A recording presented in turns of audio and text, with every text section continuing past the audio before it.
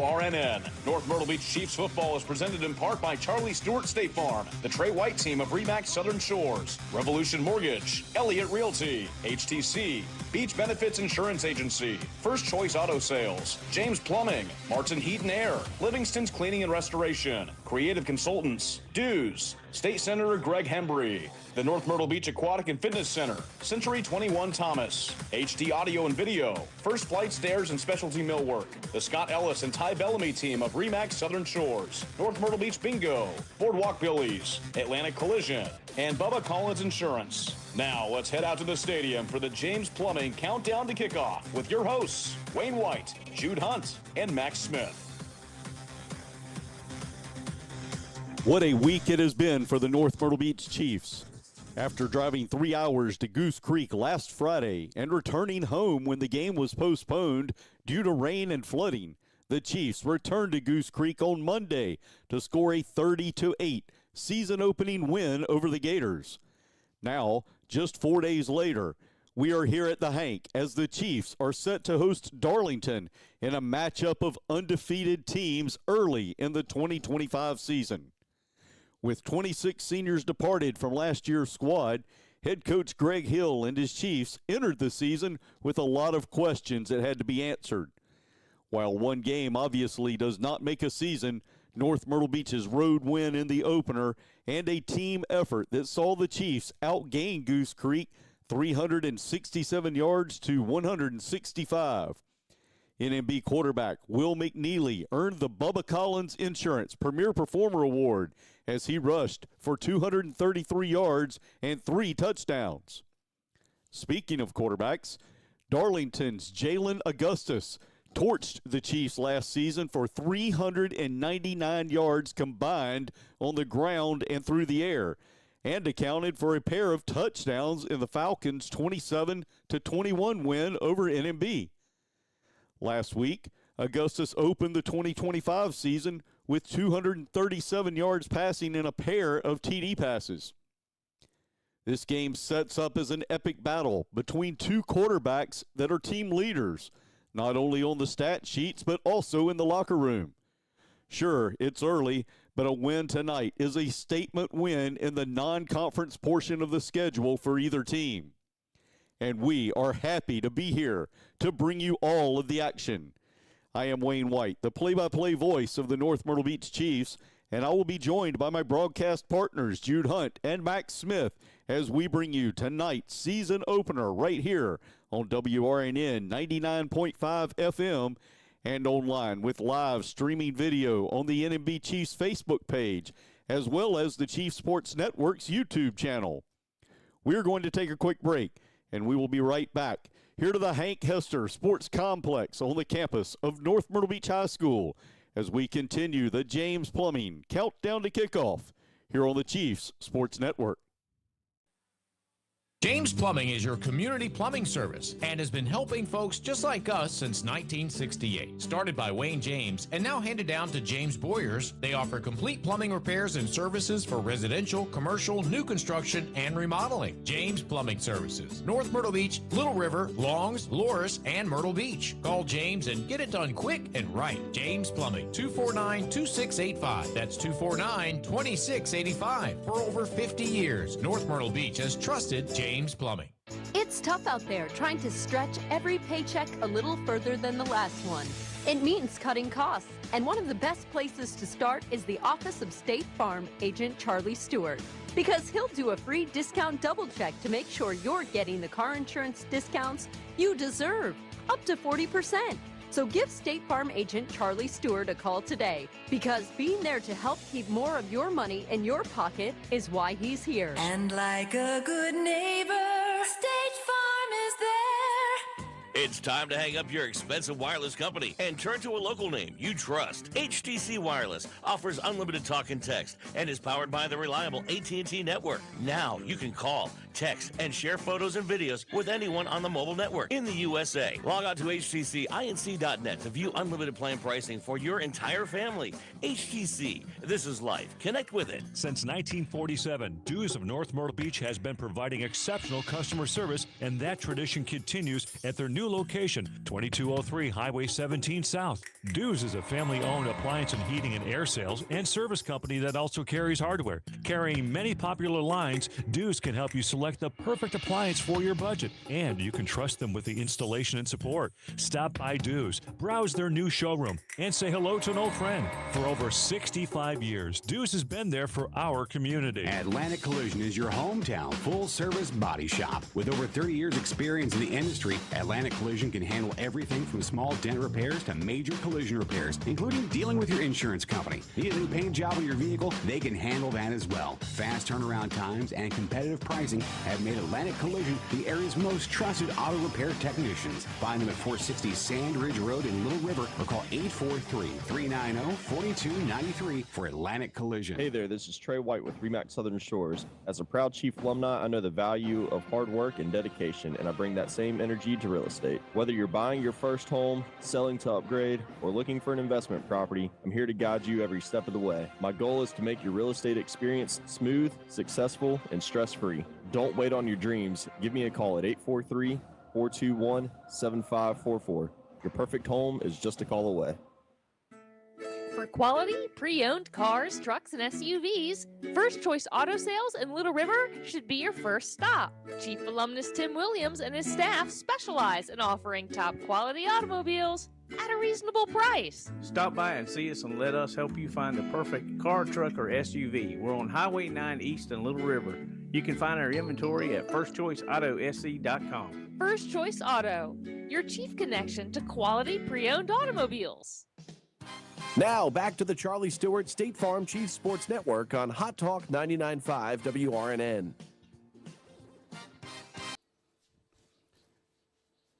And we're live in the Kevin Barbaro Construction broadcast booth here at North Myrtle Beach High School. I am the play-by-play voice of the Chiefs, Wayne White, joined by my broadcast partner, Jude Hunt. If you're watching online, we've got live streaming audio of our pregame and postgame. You're actually watching Jude and I right now, and then during the game, we show the games live. Of course, if you're tuned in on WRNN, we'll paint the picture as best we can, and hopefully that picture is going to be another win for the North Myrtle Beach Chiefs after traveling down to Goose Creek on Monday. Rare Monday night football for the Chiefs. Yeah, it was a rough trip.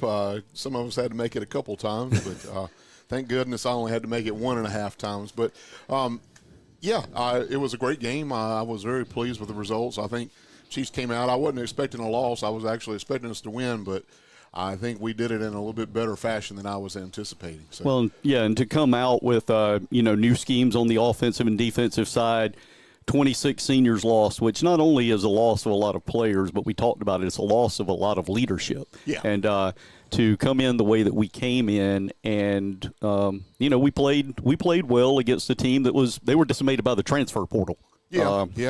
Or whatever you want to call it in high school, but the one-time transfer rule bit the Gators in the rear. Well, yeah, but like we always say, when you play a weaker team, you want to do what you're supposed to do. You don't want to play a weaker team and barely beat them. You don't want to play a weaker team and, have a bunch of, things go wrong that shouldn't go wrong or anything like that. But I felt like we came out, played a very physical game and took care of business. It was a big win for the Chiefs, in my opinion. Well, we're going to give you a lot of talk about football because that's why we're here. But we're also, right now, going to fill you in on some things from this past week in Chiefs athletics and continuing on with Monday night. In addition to our football win, the boys volleyball team opened up the year, home match against West Florence. They got a 3-1 victory. The girls tennis team opened up their season at Loris and won 4-3. On Tuesday, the girls tennis team, back-to-back days, traveled back up Highway 9 a little bit further to Green Sea Floyd's, got a 7-0 win over the Trojans. And then on Wednesday, Lady Chiefs volleyball moved to 6-0 on the season with a 3-1 victory over Aner. The boys volleyball team moved to 2-0 with a 3-0 win over South Florence. Thursday, girls golf. They hosted over at Eagle Nest Golf Course. They hosted Socastee and Waccamaw and beat them both. The Lady Chiefs with a team score of 175. Socastee was at 203. Waccamaw at 211. Wow. Then also JV football. JV football got a 30-16 victory on the road last night at Darlington. So good start to the season for the JV Chiefs. And this year, you know, last year we had a freshman team and then a JV team and varsity. This year, not quite the numbers. We've got a lot more because we lost so many. We've got a lot more sophomores playing up on varsity. So that JV team is primarily like our freshman team. They've got a few sophomores spotted in there, but a lot of young guys, and to go up and get a road win against anyone when you're opening the season. It's a great job there by the young Chiefs. Tomorrow, one thing that we are going to talk about on the schedule and get out to, if you're over in Myrtle Beach, Pepper Gettings, the boys and girls swim teams for the Chiefs will be competing against several teams in an event or a meet starting at 9 a.m. Well, we are, let's see, we're going to look at the clock, a little bit over 48 minutes from kickoff. We're going to take a break. We're going to come back, and we're going to hear about the Dues Leadership Award winner. That's right after this. Can't wait to find out who did it this week. Yep, the Chiefs Sports Network, presented by Charlie Stewart State Farm. HD Audio, Video, and Window Tinting is your local installer for commercial and residential home theater systems, TVs, surveillance, whole house audio, marine, or car audio and window tinting. Chief alumni with over 15 years experience. HD Audio and Video prides themselves on excellent customer service and after-sales support with a lifetime warranty on installs. Highway 9 East, just down from Goodwill. Call 843-399-10 or visit them online at hdanv.com. First Flight Stairs and Specialty Millwork is proud to support the Chiefs. Chief alumni Abe White and his staff create amazing custom stairs and cabinetry, specializing in curved staircases, entertainment centers, kitchen cabinets, and mantels. First Flight can create you a one-of-a-kind home centerpiece. Call Abe at 843-458-5317. That's 843-458-5317. And let First Flight Stairs and Specialty Millwork bring your creative ideas to life. Myrtle Beach Construction Company is your chief connection to home and commercial new builds, renovations, remodels, and repairs. Stick-built or metal buildings, concrete or fencing, they provide a quality product on time at fair value. Serving Horry County and surrounding areas. Find them online at myrtlebeachconstructioncompany.com. Myrtle Beach Construction Company offers a wide range of home repairs, installation services, maintenance services, and remodeling projects. Stop by and see Porter at 4257 Sea Mountain Highway. It's Myrtle Beach Construction Company, proud supporters of our Chiefs. Hey, Chief Nation, this is Patrick Bellamy, Realtor and North Myrtle Beach Athletic Hall of Famer, alongside Chief Alumni Dawson Hardy and Kim Shelley of the Scott Ellis Ty Bellamy Real Estate Team at RE/MAX Southern Shores. Need to buy or sell a home? Trust us to make it happen. Our team knows the market, and we're dedicated to helping you. We're not just agents, we're community supporters. Ready to move? Call us today. Or visit scottandty.com. And remember, go Chiefs! From the Scott Ellis and Ty Bellamy sales team at RE/MAX Southern Shores. Hey, this is Henry from Boardwalk Billy's Raw Bar Ribs and Sushi. We have been a locals favorite since 2013. Happy hour 7 days a week with live music daily. Kick back on our beautiful heated deck under the giant oak trees and watch amazing sunsets with the best food, service, and atmosphere in North Myrtle Beach. The kids love it. Go Chiefs! Check out Boardwalk Billy's at boardwalkbillysnmb.com or just stop by at 13th Avenue North on Doc Holliday's Marina. Century 21 Thomas believes buying or selling a home should be positive and stress-free. Your real estate experience often is tied to the agent that you enlist. With more than 50 experienced real estate agents, many being lifelong beach residents, we know the market and have the networks for successful results. Century 21 Thomas has been positively touching the lives of this community for over 60 years. Your satisfaction is always our goal. Call today at 888-249-2100. Come visit the family-friendly beaches of North Myrtle Beach for warm sunshine on our quiet, relaxing, clean, and safe beaches. Elliott Beach Rentals has been helping families plan their vacations for over 60 years. With hundreds of oceanfront beach homes and condos to choose from, offering the best selection, price, and value guaranteed. Trust your vacation to the experts at Elliott Beach Rentals. Call 800-525-0225 or visit online at elliottbeachrentals.com. Now, back to the Charlie Stewart State Farm Chiefs Sports Network on Hot Talk 99.5 WRNN. As we continue the James Plumbing Countdown to Kickoff, it is time to take a look at this week's winner of the Dues North Myrtle Beach Chiefs Leadership Award. This week's recipient of the Dues NMB Chiefs Leadership Award is Kyra Harris. Kyra, a senior at North Myrtle Beach High School, exemplifies what it means to be a model student. She consistently puts forth her best effort, and the quality of her work reflects her dedication and attention to detail. Known for carefully checking her work before submission, she takes pride in all that she does. Though quiet, Kyra's strength shines through in the classroom. She demonstrates a true desire to succeed, constantly pushing herself to learn and grow. Polite, hardworking, and determined, she maintains a positive attitude and is always ready with a smile. Her willingness to ask questions, embrace new challenges, and persevere through obstacles makes her an inspiration to her peers and teachers alike. Congratulations to Kyra Harris, this week's winner of the North Myrtle Beach Chiefs Leadership Award, sponsored by Dues. We would like to thank Teresa Dew and Lindley Dew for their continued sponsorship of this award that recognizes a senior at North Myrtle Beach High School that excels in all areas. The students that win this award are nominated and voted on by a group of teachers here at NMB. Dews is a longtime supporter of the Chiefs and the entire community. Family owned and operated, Dews is located at 2203 Highway 17 South in North Myrtle Beach. Visit them for all of your appliance and HVAC needs, including sales and service. Visit them online at dewshasIt.com. Fans, don't go away. We'll be right back as we continue on the James Plumbing Countdown to Kickoff here on the Chiefs Sports Network, presented by Charlie Stewart State Farm. HTC TV Max is the future of television. Stop paying the monthly fee for your cable box and launch the new streaming services today. Plus, with HTC TV Max, you can record your favorite shows, pause live TV, and start shows from the beginning when you're running late. Visit htcinc.net for a list of compatible streaming devices. HTC, this is life. Connect with it. It's tough out there trying to stretch every paycheck a little further than the last one.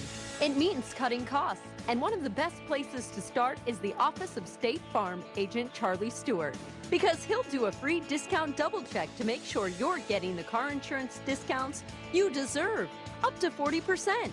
So give State Farm agent Charlie Stewart a call today, because being there to help keep more of your money in your pocket is why he's here. And like a good neighbor, State Farm is there.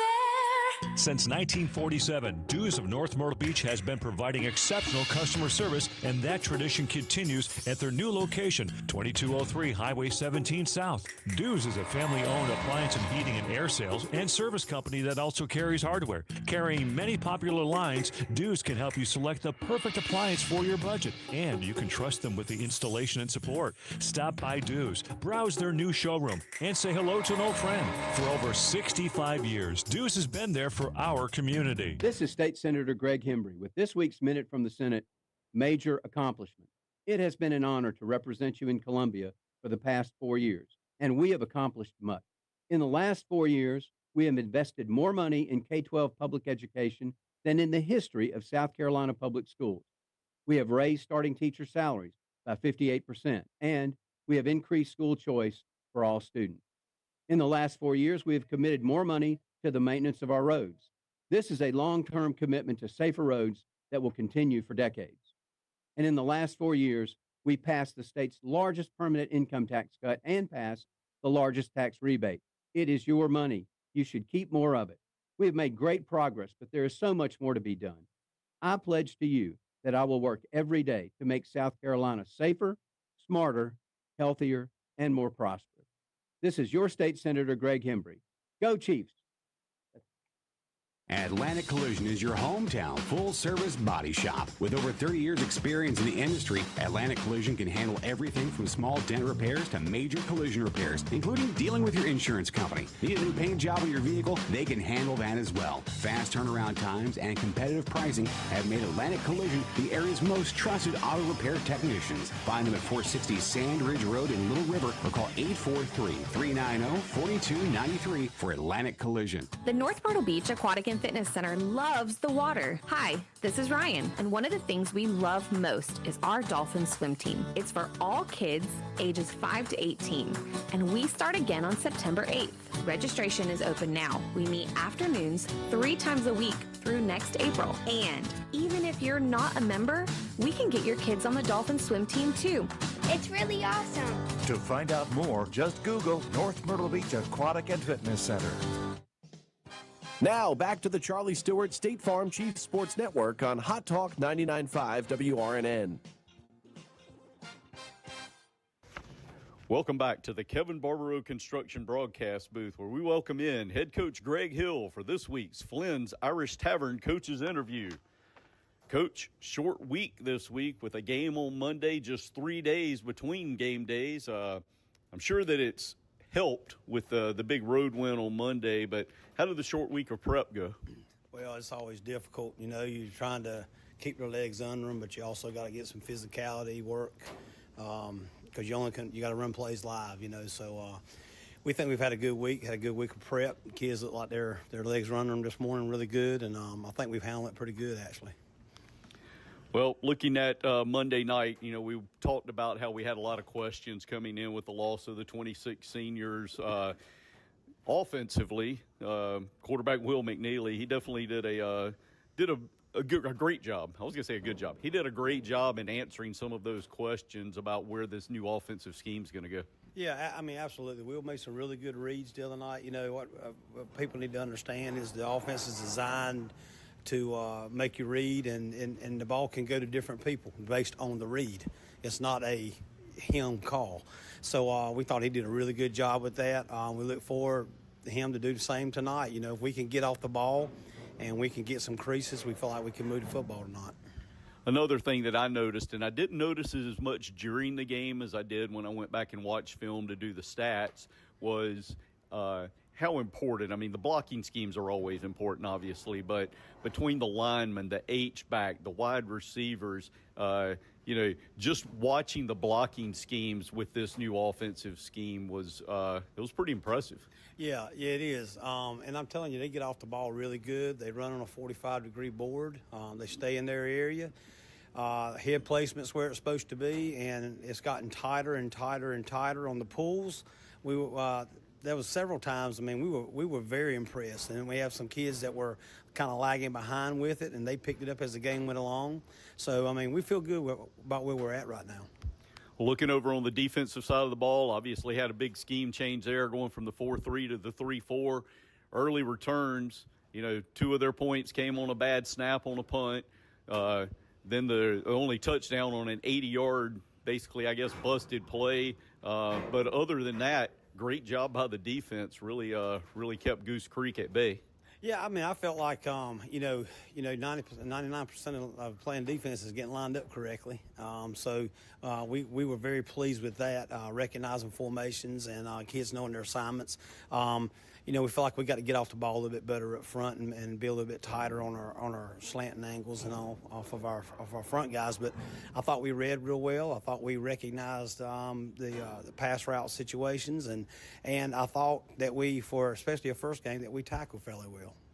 Well, I talked to Coach Cavallini after the game, and he said that, you know, they made some adjustments at halftime, and I thought that really showed because in the second half, especially the middle linebackers and especially Lil Cav, Mike Cavallini, he really was shooting gaps and spent a lot of time in the backfield during that second half. Yeah, and a lot of it came with our guys up front not climbing so much deep in the backfield. You know, they don't understand, you know, that the ball's got to come to them to gain a yard. They don't have to go to the ball. You know, so when we got them flattened out a lot better, it made those linebackers were able to be a little bit more athletic and not have to take guys on face-to-face, and you saw the result of that. Well, while we're looking at positives here, I'm sure that there's been a lot of work over these past few days as far as, holding on to and protecting the ball, because while we won 30-8, there were definitely points left on the board. Now, from our standpoint, and obviously I know that y'all saw that not only during the game, but then in going back and breaking down film. Absolutely, and that's great. That's great coaching and teaching points for our kids. I mean, they got to see when it's hard enough to win a football game, period. And then when you leave points, it makes it even harder to swallow. But the kids got to understand, they got to clean those things up. Turnovers cost you football games. I thought our special teams did well, for the most part.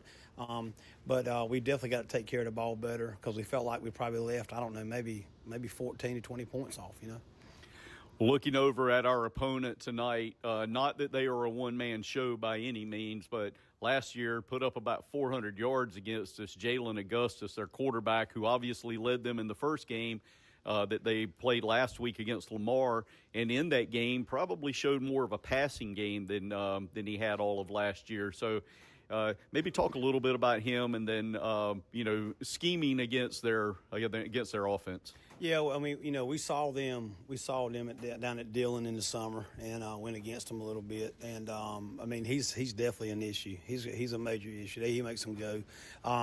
What scares us is he takes quite a few sacks because he is continuously trying to look down the field to throw the football. He's trying to make the big play, and he can make it. And so we've done a lot of scramble drill work with our secondary this week, because, he's very good at extending plays. That scares me more than anything. And, of course, they're a wing tee. They're in the gun, but they're a wing tee look. And it's hard to prepare for that. But like I said, I think we've had a good week, and our eyes have got to be where they're supposed to be. And we've got to tackle and make plays. Well, thanks, Coach. Good luck tonight. That's it for our Flynn's Irish Tavern coaches interview. Fans, you want some of the best Irish fare with a wide variety of other tasty treats on the menu? Well, get on over to Flynn's Irish Tavern, located at 421 Main Street in North Myrtle Beach. Be sure to tell them that all of us on the Chief Sports Network sent you. Well, Coach Hill, before you go, who is the staff picked as this week's Sunbelt Rentals Chief of the Week? Derek Robeson.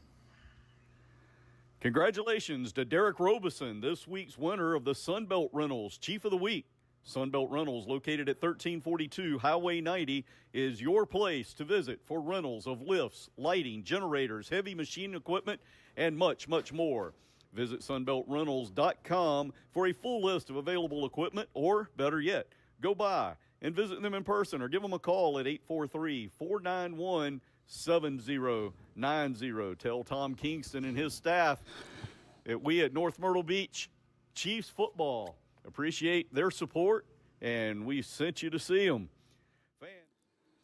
Fans, don't go anywhere. We are just a little over 31 minutes from kickoff, and we'll be right back. You're listening to North Myrtle Beach Chiefs football on the Chiefs Sports Network. You can trust. We put all our cars through a 150-point inspection to give you real peace of mind. For as low as $99 down, you have your choice of hundreds of great vehicles from our 3 locations. In addition to our great pre-owned cars, we have an excellent service department and very own rental company. Give us a call at 800-380-4567 or visit us online at carcitycentral.com to view our locations and our current inventory. Myrtle Beach Construction Company is your chief connection to home and commercial new builds, renovations, remodels, and repairs. Stick-built or metal buildings, concrete or fencing, they provide a quality product on time at fair value. Serving Horry County and surrounding areas. Find them online at myrtlebeachconstructioncompany.com. Myrtle Beach Construction Company offers a wide range of home repairs, installation services, maintenance services, and remodeling projects. Stop by and see Porter at 4257 Sea Mountain Highway. It's Myrtle Beach Construction Company, proud supporters of our Chiefs. Atlantic Collision is your hometown full-service body shop. With over 30 years experience in the industry, Atlantic Collision can handle everything from small dent repairs to major collision repairs, including dealing with your insurance company. Need a new paint job on your vehicle? They can handle that as well. Fast turnaround times and competitive pricing have made Atlantic Collision the area's most trusted auto repair technicians. Find them at 460 Sand Ridge Road in Little River or call 843-390-4293 for Atlantic Collision. It's tough out there trying to stretch every paycheck a little further than the last one. It means cutting costs, and one of the best places to start is the office of State Farm agent Charlie Stewart, because he'll do a free discount double check to make sure you're getting the car insurance discounts you deserve, up to 40%. So give State Farm agent Charlie Stewart a call today, because being there to help keep more of your money in your pocket is why he's here. And like a good neighbor, State Farm is there. When your business technology is in the red zone, you need a trusted team to take it across the goal line. Creative Consultants Group is your hometown MVP for IT and cybersecurity. From managed services to 24/7 security monitoring, we keep your systems running and your data safe so you can focus on winning. Don't wait for a fumble. Call Creative Consultants Group at 843-234-9980 or visit ccgpro.com. Creative Consultants Group, securing your business one touchdown at a time. Century 21 Thomas believes buying or selling a home should be positive and stress-free. Your real estate experience often is tied to the agent that you enlist. With more than 50 experienced real estate agents, many being lifelong beach residents, we know the market and have the networks for successful results. Century 21 Thomas has been positively touching the lives of this community for over 60 years. Your satisfaction is always our goal. Call today at 888-249-2100. Now back to the Charlie Stewart State Farm Chiefs Sports Network on Hot Talk 99.5 WRNN. And we're back here in the Kevin Barbaro Construction broadcast booth as the clock continues to tick down, just a little over 27 minutes before kickoff between our North Myrtle Beach Chiefs and the Darlington Falcons, home opener for North Myrtle Beach here at the Hank. And it's now time for us to take a look at the Rockefeller Roll Bar starting lineup. And to lead things off, we're going to bring in Jude Hunt to go over our defensive starting lineup. All right, Wayne. So this week, you're going to pretty much keep it the same. Starting off at nose tackle, senior Dalen Bennett, be up front right in the middle. He'll be flanked on the defensive end by senior Keith Allison and junior Dustin Clement. Looking for a lot of good things from those guys. They had a pretty solid game the other night. I'm sure they'll probably continue that tonight. The linebacking core, follow behind them, be led by senior Michael Cavallini there in the center at Mike linebacker position. And then beside him will be Jonathan Evans, also at the will linebacker position. Jonathan is a junior. The outside linebackers will be Jimmy McCullough, junior, and Brycey Gore over on the other side as a senior. Our defensive backfield be led on the corners by Jason Grace, who is a senior, as well as Nare Hanna, another senior. At the free safety position, we have Jason Bellamy, who is a junior, and junior Bannon Hill will also be at the strong safety position. Taking a look over on the offensive side of the ball for the North Myrtle Beach Chiefs. We're going to start in the backfield because that's where everything started last week. Or I say last week, earlier this week. This week, yeah. I tell you, it's been a whirlwind of 3 days trying to get, when you're used to having, and it's the same thing with the team. I know we're doing the Rockefeller Draw Bar starting lineup, but I really think getting home late. Also, I mean, that's a good 3-hour ride from Goose Creek back home. So it was well after midnight before we got home, and we managed to get out of there pretty quickly. So, I think that's the first time ever in my 19 years of doing this that I have actually left the stadium before a team. Yeah, we hit it quick. Yeah, I kind of like that. We got maybe I finally figured out over 19 years how to pack up and get out of Dodge. Might be a good trend. Well, it's time to take a look at the Rockefeller's Roll Bar starting lineup on the offensive side of the ball.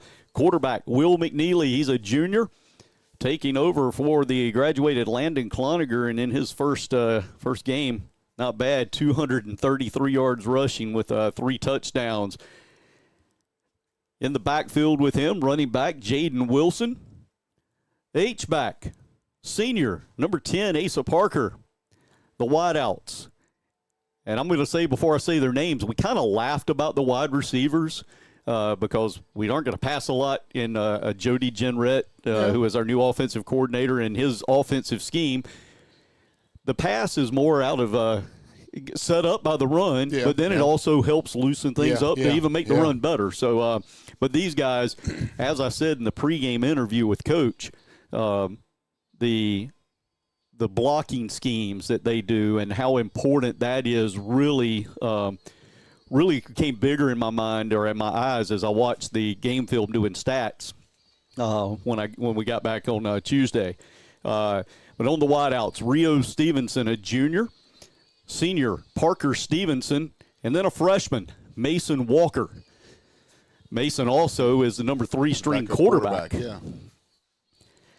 And now down in the trenches across the line, we'll start out at the center. Nigel Vereen. On his left side, left guard Tanner Morrison. Left tackle is Mike Jazierski. Over on the right side, right guard Luke Porter. Right tackle Thomas Moss. Can't forget about the special teams because we've got a really good sophomore that leads the way, punting, kicking, Nico Miller. Handling the long snapping duties, kind of a hybrid there between quarterback Will McNeely. Yeah. You know, and that's another thing about Will McNeely. He was a starting quarterback. He was also the long snapper. He also, when we brought in Evan Barrett, he also went to a fullback position. It was a lead blocker. So Will McNeely got in not only snaps at QB, but snaps all over the field. We didn't see him on the defensive side of the ball, though, which is where he started last year. And then holder is Matthew Sadler. That is your Rockefeller's Roll Bar starting lineups for your North Myrtle Beach Chiefs. And it's now time to take a look at the R.W. Woods Grill area scoreboard. We're going to take a look first at the Region 6 5A schedule, of course, right here in North Myrtle Beach, hosting Darlington. Both teams coming in at 1-0 on the season. Myrtle Beach also 1-0. They're going to travel to Florence, where they faced the West Florence Knights. West Florence lost last week, so they're coming in at 0-1. Socastee also 0-1. They're going to travel to Dillon, who lost last week. Not something you used to hear. Talking about Dillon losing a game. Conway at 0-1. They will host Loris. Loris coming in 1-0. They defeated Green Sea Floyd last week. And then the two teams that were on a bye last week opening up their 2025 schedule. Carolina Forest will host Hartsville. That was an interesting game last year in Hartsville that ended in a tie. And then the St. James Sharks also had a bye last week. They had a bye, and they are hosting Aner, who will come in at 0-1. Other Horry County games, and I thought this was, it's a little funny to say other Horry County games because most of the teams in Horry County are in our region. But the only team that we haven't talked about so far is Trojans up in Green Sea Floyds. They're 0-1. They will host Lamar, who is 0-1, who lost to Darlington last week in the season opener there for both teams. Taking a look at future North Myrtle Beach opponents. Our next game will be right here at the Hank next week against West Brunswick. West Brunswick 1-0. They are hosting Whiteville tonight, also 1-0. Loris, we've already talked about them. They are at Conway tonight. That's where we will play in 2 weeks, and we will be on the road facing the Lions. And then to wrap up our non-conference schedule, we will travel to Marlborough County 3 weeks from now. And Marlborough County goes in. They're 1-0. They are at Chiraw tonight. Chiraw. And Chiraw is 1-0. That is a look at the R.W. Woods Grill area scoreboard. We're going to take another break. We'll be right back as we continue on the James Plumbing Countdown to Kickoff here on the Chiefs Sports Network. For quality, pre-owned cars, trucks, and SUVs, First Choice Auto Sales in Little River should be your first stop. Chief alumnus Tim Williams and his staff specialize in offering top quality automobiles. at a reasonable price. Stop by and see us and let us help you find the perfect car, truck, or SUV. We're on Highway 9 East in Little River. You can find our inventory at firstchoiceautosc.com. First Choice Auto, your chief connection to quality pre-owned automobiles. Century 21 Thomas believes buying or selling a home should be positive and stress-free. Your real estate experience often is tied to the agent that you enlist. With more than 50 experienced real estate agents, many being lifelong beach residents, we know the market and have the networks for successful results. Century 21 Thomas has been positively touching the lives of this community for over 60 years. Your satisfaction is always our goal. Call today at 888-249-2100.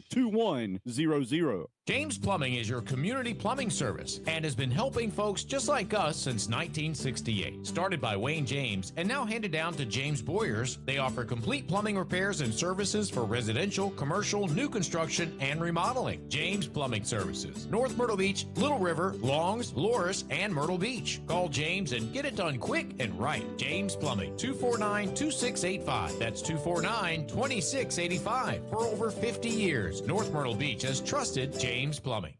Hi, this is Christy Sexton with Beach Benefits Insurance. As an independent agent, that does give us the flexibility to have multiple companies to write and place business. What we are faced with here in our area right now is the market is very, very hard, meaning that companies are constantly pulling out of our state. And we basically are left with just a handful that are writing coverage in our area.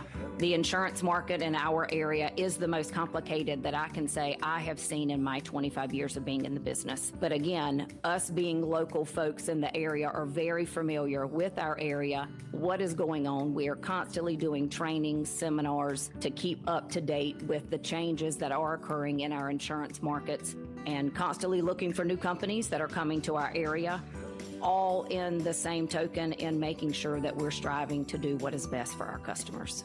I am Christy Sexton, and please come find out the benefits of working with Beach Benefits Insurance.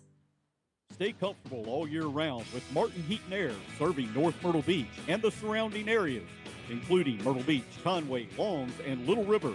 From routine maintenance to annual service agreements and new installations, we handle all your HVAC needs with expertise and care. Call us today at 843-663-3504 or visit us online at martinheatandair.com. Martin Heat and Air, providing quality work with integrity. Looking for fun, excitement, and a chance to win cash? At North Myrtle Beach Bingo, we have big cash prizes with up to $8,000 given away nightly. Play on paper or our easy-to-use electronic handsets. Open 5 nights a week, Tuesday through Saturday. Doors open at 6, games start at 6:30. Come out and see why we've been voted the best bingo on the Grand Strand. Located just minutes from the beach in the Bingo Plaza, 2098 Highway 9 East in Longs, next to Taco Bell. For more info, go to northmyrtlebeachbingo.com. Now, back to the Charlie Stewart State Farm Chiefs Sports Network on Hot Talk 99.5 WRNN. As we continue on the James Plumbing countdown to kickoff, it's now time for a little game analysis. And it's kind of one analysis I'm going to make real quick is, man, you know how nice it is we were able to be on air when we were supposed to be on air. WRNN, because of contractual things that they had, they couldn't put us on an hour before, so they had to actually join us at game time. So we tried to do a pregame show online, then switched to that, and we had some technical issues so far tonight. Eric Weiss hasn't said that anything's wrong. Knock on wood. You knock on real wood, I'll knock on the hardwood up here. But so far tonight, things are going well, and so we'll take that as a win here in the pregame show. Yep. And as we continue, instead of analyzing ourselves, let's analyze this game. And I want to take a look first at the Darlington offense, because last year when Jalen Augustus was a junior, he lit us up for 399 combined yards. He gave us a really rough time, particularly at the end of the game in pressure situations. He really came through and made some big plays for him.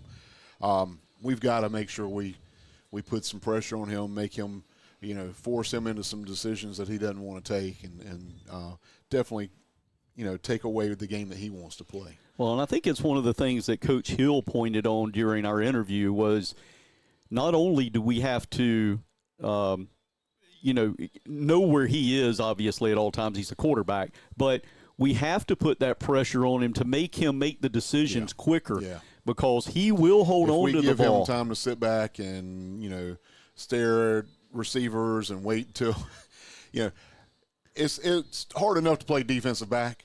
If you got to play it for more than 3 or 4 seconds, you're going to make a mistake. I mean, there's going to be a breakdown somewhere. So if you don't have him forced to do something in that amount of time, that 3 Mississippi count, if you whatever you want to say, if you're not forcing him to do something by that time, something's going to break down. And if he can find that breakdown, we're putting him in a good position. So we've got to put pressure on him. We've got to, we just showed some of that last week where we were being aggressive and, shooting gaps and everything on defense.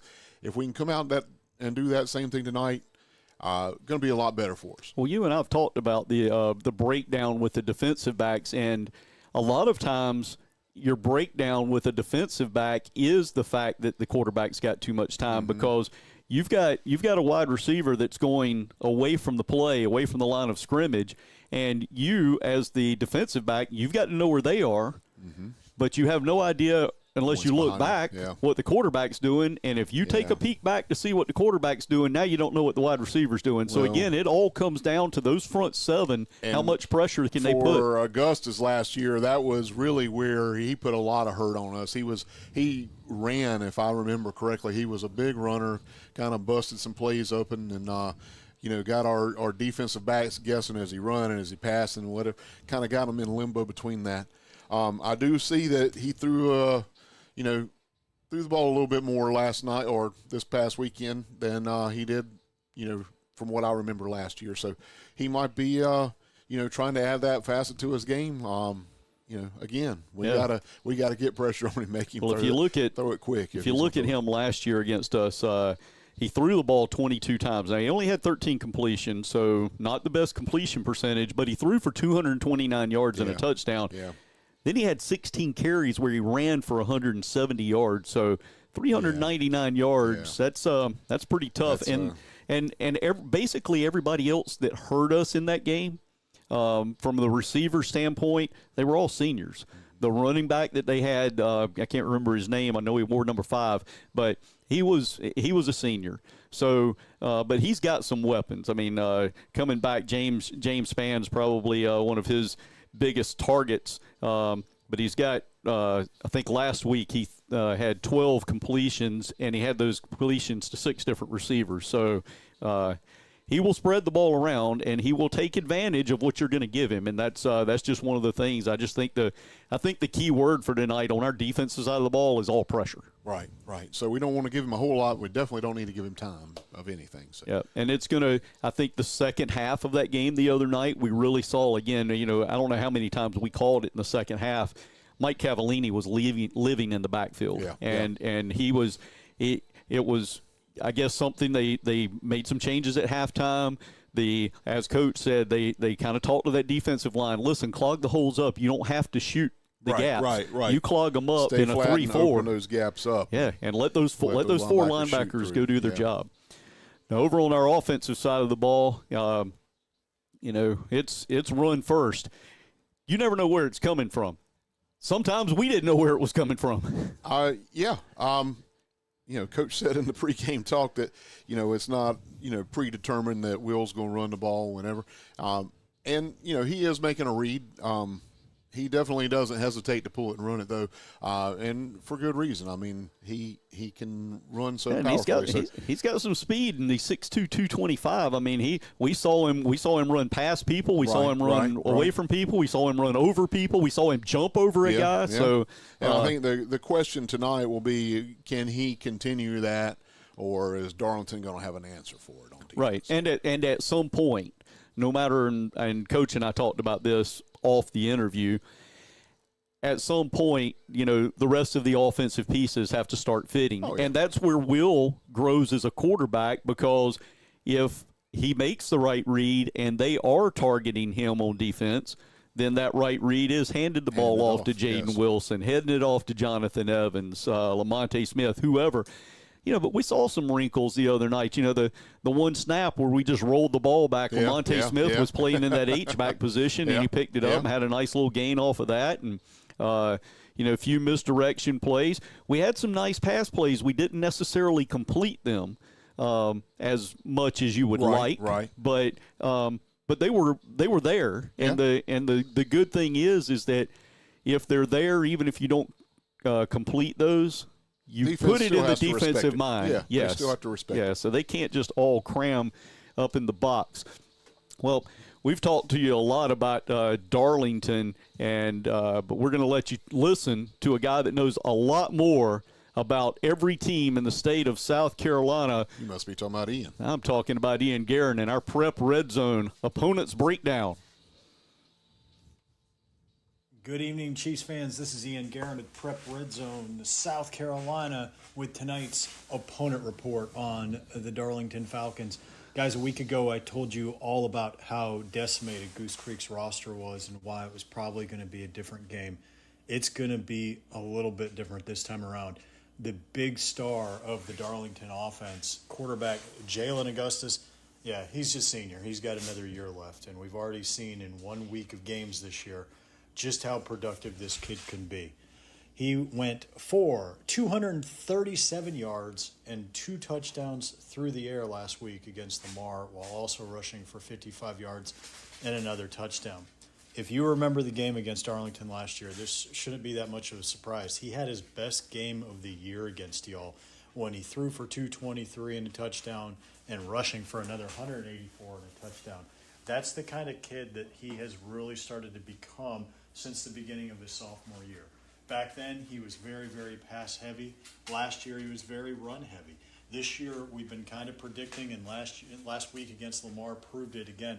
He's starting to really combine and become that true dual-threat quarterback all at once. Now, he can't do it all by himself, obviously. He's got his big target in James Spann back. Spann went for 110 yards and a touchdown last week.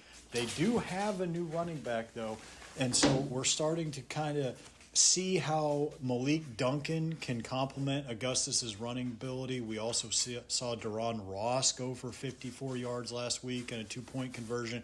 They're going to mix things up a little bit on offense, but really it all comes back to Jalen Augustus, because no matter what a defense is giving them, he's going to take it. If you throw too many guys back in pass coverage, he's 6'3.5". He's going to take off running and let that deer-like stride kind of take over.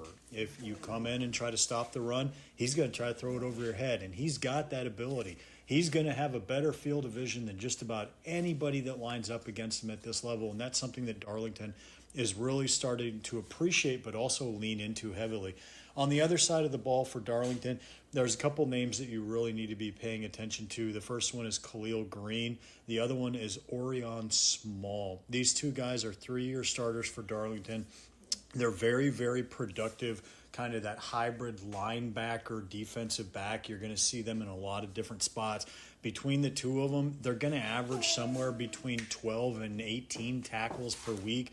They're going to pick off passes. They're going to force fumbles. They both did that last week against Lamar as well. You guys are a little bit tougher opponent than what Darlington saw against Lamar, but at the same time, this is a Darlington team that has just made tremendous strides under head coach Jamie Johnson. He's now in his 3rd year, and he's really starting to imprint himself upon this program. Should be a heck of a ball game tonight. Winner's going to have some immediate bragging rights, but also some more momentum going into the rest of the season. Guys, I appreciate your time. And for all things high school football in the state of South Carolina, guys, Prep Red Zone, South Carolina.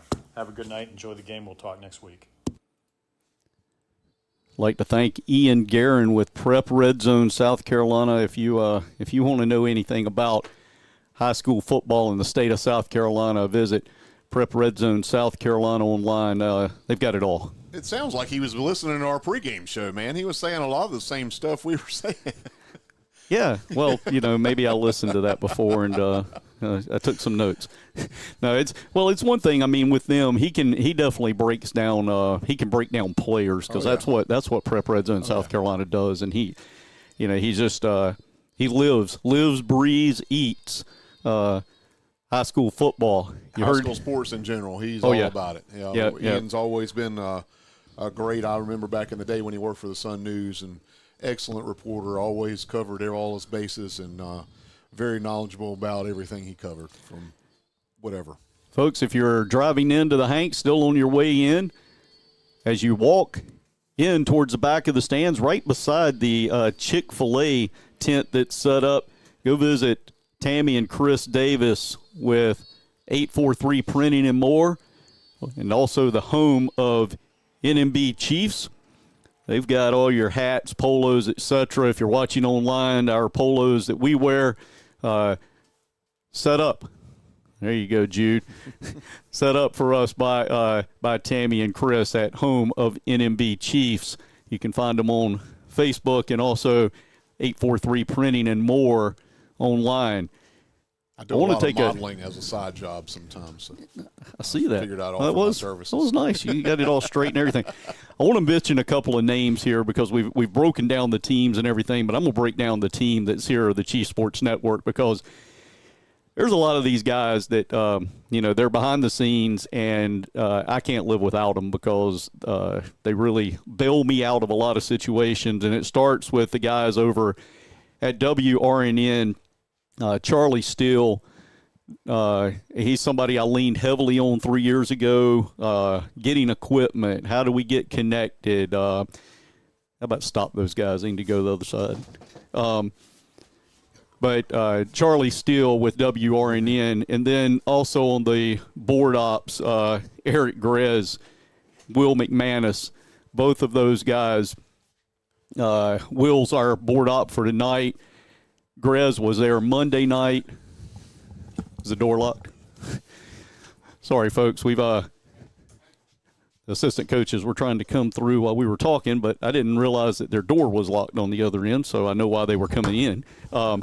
But again, Eric and Will, just do a great job keeping us on the air, keeping everything moving, playing the spots. Grez came in today. I had to move some spots around, needed him to go get one from last year. He was able to pull that together. So, Grez, thank you for coming in today and getting everything set up. And Will, thank you back keeping us rolling tonight. Joe Katz, another WRNN guy, went on air with him last Friday. He's got his morning show from 6 to 10. Listen to him. Joe Katz does a great job, not only with WRNN, but he voices over some of our commercials. Just always there to lend a helping hand. Sam Wiederhaft, he works out at Coastal Carolina, also does some things with WRNN, has cut a lot of spots for us, so thank you very much. Then the big one. Other than the three of us that are on air sometimes, we have the first boss of quality control, Mr. Eric Weiss. Eric and I graduated high school together here at North Myrtle Beach back in 1987. Wow. Yeah, old. Wow. But that's older than me. You remind me of that. I mean, you remind me that a couple of times a year. But anyway, Eric is tuned into our Facebook page, our YouTube channel, letting me know what's going on. This past Monday, he was letting me know a lot of what was going on. None of it good. Feeds me scores at night. Keeps me updated with wrestling. That's why he's the first boss of quality control. So, Eric, thank you very much for everything that you do and have done now for 19 years. And then there's Jude Hunt and Max Smith. Jude, in here, our analyst in the booth. Max Smith's up top. He's our camera guy. Comes on air with us when he can, especially during our Tomahawk talk and at other times. So thank you very much to everyone involved with the Chiefs Sports Network. We're going to take one final break. Then when we come back, we're going to be ready for the Brogdon Electric Power Kickoff. You're listening to North Myrtle Beach High School football here on the Chiefs Sports Network. North Myrtle Beach Aquatic and Fitness Center loves the water. Hi, this is Ryan, and one of the things we love most is our dolphin swim team. It's for all kids ages 5 to 18, and we start again on September 8th. Registration is open now. We meet afternoons 3 times a week through next April. And even if you're not a member, we can get your kids on the dolphin swim team too. It's really awesome. To find out more, just Google North Myrtle Beach Aquatic and Fitness Center. At Revolution Mortgage, we're here changing the game when it comes to your lending experience. Hey, I'm Brad Elliott, and our focus is communication, commitment, and integrity, making sure you're informed every step of the way, whether it's your first home or your next investment purchase. We're here to guide you from application to funding with a team approach that puts you first. Whether you're looking to purchase in North or South Carolina, I'm Brad Elliott. Let's make moves. Call me today at 336-358-7275. Brad Elliott, Revolution Mortgage is a lender, NMLS ID number 168. Now, back to the Charlie Stewart State Farm Chiefs Sports Network on Hot Talk 99.5 WRNN. That's the first time I think we've heard that ad there, Brad Elliott, Revolution Mortgage, and that's what we need to do sometimes when we're trying to wrap up a game to get out fast. Just put us on fast forward. We just start talking like this, and nobody knows what we're talking about. Maybe we could get the guys in the Liquid Money Porta-John to do that. Here we go. Yeah, the Liquid Money Porta-John officials. They just press the fast forward button while they go. And for the second game in a row, we're 0 for 2. They had the Monkeys of Myrtle Beach coin toss, and we both missed it. Yep, we did. But it looks like the Chiefs are going to be kicking off, Wayne, so that's the way we started off last week as well. Yep, Chiefs are going to kick it off here to start the game. We are going right to left. The Chiefs, blue helmets, white pants, yellow jerseys, big blue numbers, nice, easy to see. Darlington. White jerseys, kind of white jerseys, purple numbers, white tops, white bottoms, kind of grayish colored helmets with the purple logo on them. Yep. And here goes Nico Miller with the kickoff. Sends it toward the end zone, but going to be taken at the 1. Coming right up the middle now, cutting out to the right. That was number 10, Malik Duncan. Yeah. And in there to lead the way for the tacklers for the North Myrtle Beach Chiefs was Jarrell Bellamy, senior defensive back playing on special teams. Takes him down at the 27-yard line. That's where it will be 1st and 10 for the Darlington Falcons. Jalen Augustus, quarterback. Darlington going with a wing T formation, shotgun. Augustus with Malik Duncan off his left hip. Augustus with the snap. Duncan coming near side, gets around the corner. Gets hit right at the first down marker, bounces off. Yeah, that was Jashawn Grace with a big hit, but got to wrap your arms around that when you do that. Yep, definitely got to wrap him up. He's going to get out to the 40-yard line, 13-yard pickup for Malik Duncan on the first run. That's a first down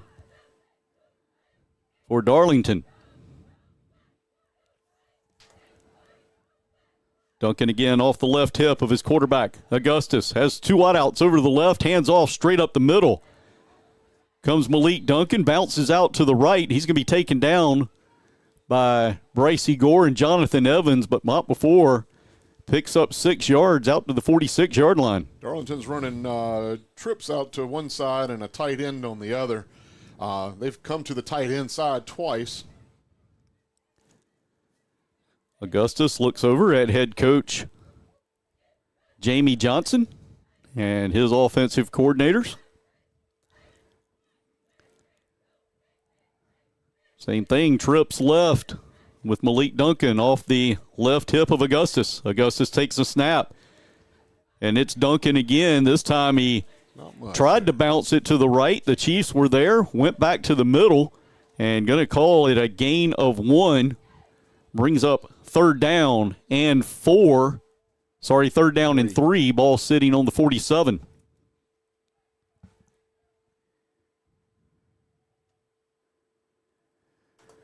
Three plays, 3 runs by Malik Duncan. Now it looks like they're going to change it up a little bit. Deron Ross in at running back. Malik Duncan is the H-back on the near side. 2 wings. 2 wings, 1 on each side. Malik is near side, and this ball is going to go handoff right up the middle. Oh. And gets hit, maybe a yard short, but able to push through is Deron Ross. He's going to get into Chiefs territory. They're going to mark that at the 48-yard line. Bannon Hill met him right up in the hole and right where he needed to be to stop him, and just couldn't hold on to make the tackle. Kind of got pushed back as he did it. Gain of 5 yards. Augustus with the quick snap and handoff. Right up the middle. Believe that was Malik Duncan. No, that was Ross. That was Deron Ross again, who got the first down on the last play. This time going to get ahead for 1 yard. Second down and 9 coming up. Now Malik Duncan is back at the running back spot. Darlington is running personnel in and out every play. They're changing their personnel up. Haven't done a lot of formation changing, although this time they have a split out to the opposite side. So they have trips and a split. Motion coming over. There's a snap back to Augustus, handed off to Duncan. Duncan comes around the right side. Good job there by Darlington, really sealed off the outside. He's going to get ahead for a gain of 8 yards. It's going to be just short. Call it third down. Call it 3rd and 1 on the stat sheet, but 3rd and about a football maybe. 8-yard gain for Malik Duncan.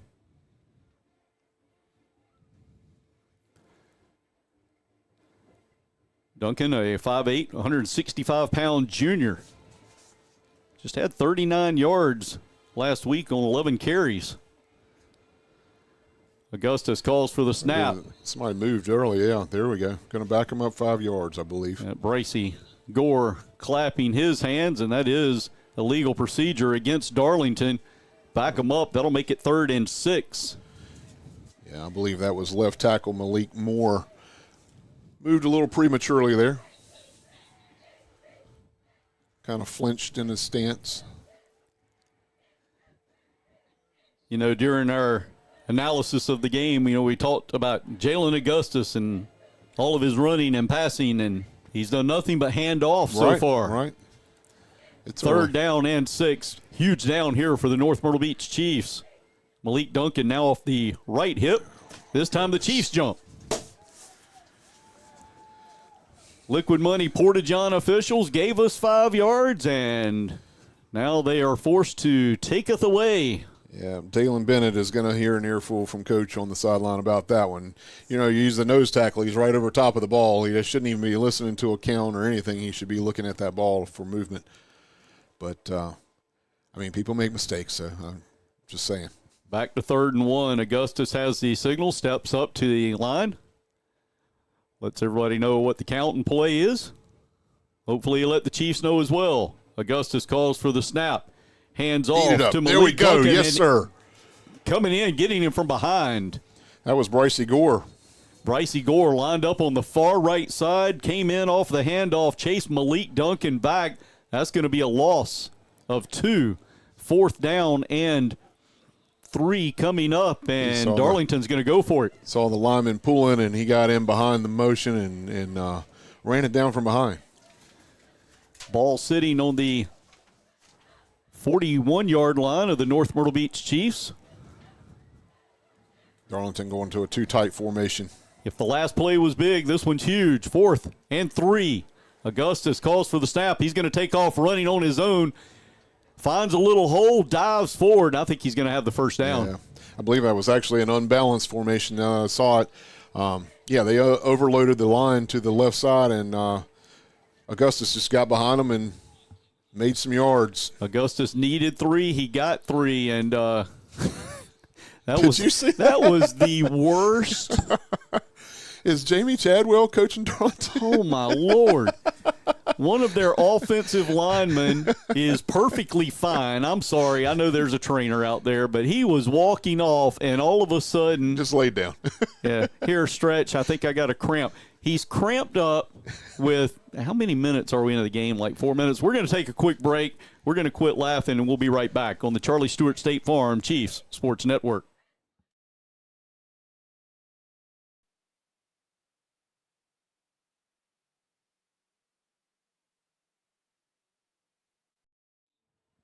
And we're back. No break on the Charlie Stewart State Farm Chiefs Sports Network. That was the worst acting job I've ever seen. Darlington needed a timeout without calling a timeout, and hey, big man gave him one. Do what you got to do. Do what you got to do. Well, it's nothing that he's over here with the trainer. He's sitting down on the. I don't know. Yeah, have some Gatorade. He's either carrying it out better now than he did on the field, or it was just maybe he's not acting. It was just a poor fall down job. Yeah, maybe so. Anyway, coming out of the injury timeout, yes, I did put some air quotes around there, but coming back from that timeout, 1st and 10, ball sitting on the North Myrtle Beach Chiefs 37-yard line. Jalen Augustus, quarterback for Darlington. Overloaded again. Overloaded to the right, now puts a man in motion. Ball snapped, runs off the right-hand side. That's Malik Duncan. Malik Duncan is going to get ahead close to first down territory, maybe a yard short. We'll see where they mark it, call it. Up it is first down. He's going to pick up 10 yards. Malik Duncan already with his 6th carry of this game, 1st and 10. Ball snap again. Duncan makes a Chief miss, steps to the right, finds a hole, and he's going to get ahead for 11 yards this time. That's going to be marked at the 15-yard line. I'm telling you what, Wayne, these running backs are running the ball hard for Darlington. We're going to have to step it up a little bit.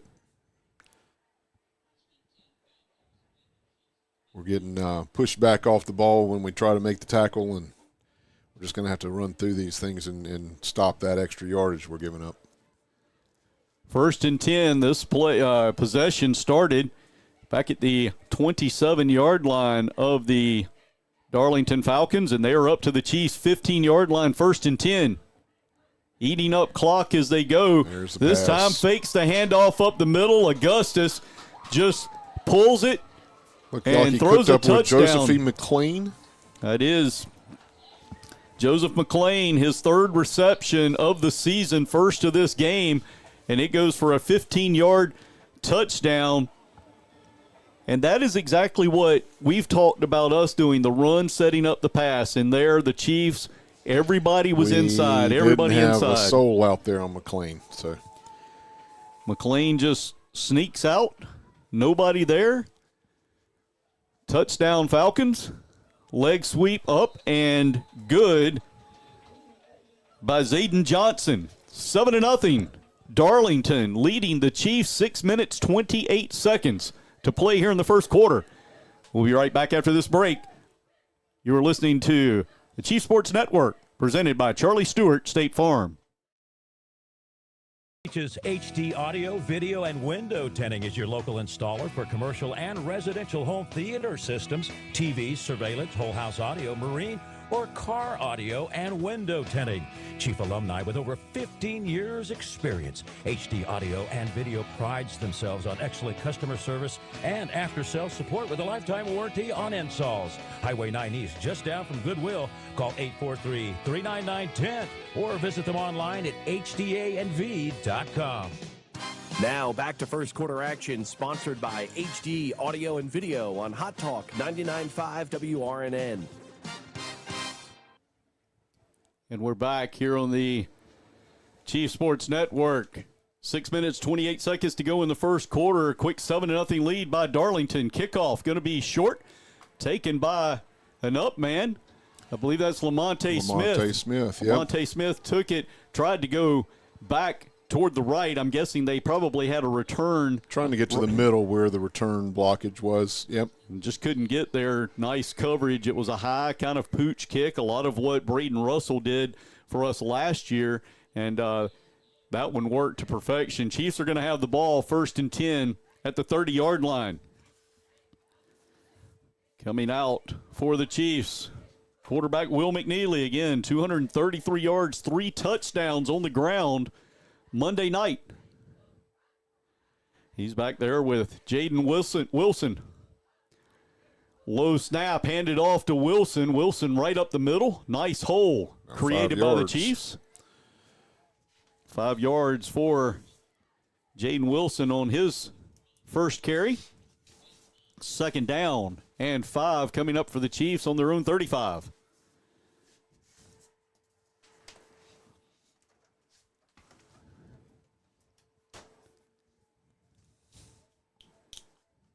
Will McNeely, wide out on each side, takes the snap. He's coming right up the middle. He's going to be good for 5, 6 yards. That's a Rockefeller's first down.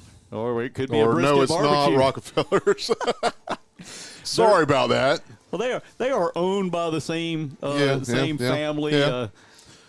Laney Valanci, Shane Whitehead at Brisket Barbecue. That's a Brisket Barbecue first down. Marking it down at the 42-yard line, so a 7-yard gain on the first carry there by Will McNeely. Will McNeely turns around, gets a snap, hands off to Jaden Wilson. Jaden runs right over right guard Luke Porter. It's going to get ahead for a gain of 6 yards. Spotting it out at the 48. Second down and 4 coming up. Jaden Wilson with his second carry already with 11 yards. Chiefs also running a 2-tight formation here. McNeely calls for the snap. No faking handoffs there. He just tried to run straight over the right side and is going to only gain a yard, making it third down now and 3. The Chiefs inching up towards midfield now at the 49. Got to get to the 48-yard line of Darlington. McNeely, Jaden Wilson has a wide out on each side. H-back lined up on the right side. Snap comes. Will McNeely right up the middle, and that's going to be another Brisket Barbecue first down. Yes, sir. Well, it's right on the line, but I think they're going to give it to us. We're going to wait and see where they start it, and they do. It's a done. Brisket Barbecue first down. Second one of this drive, Will McNeely. Needed 3, got 3.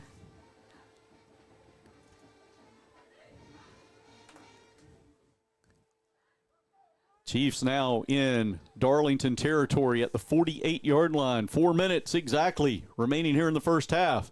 McNeely takes the snap. This time drops back to pass, floats it down the left side. He was looking for Jaden Chestnut. Just a little bit. Overthrew him by a couple of yards, but again, it's one of those things, it was close enough to still keep it in the mind of the Darlington Falcons that, we have to respect the pass.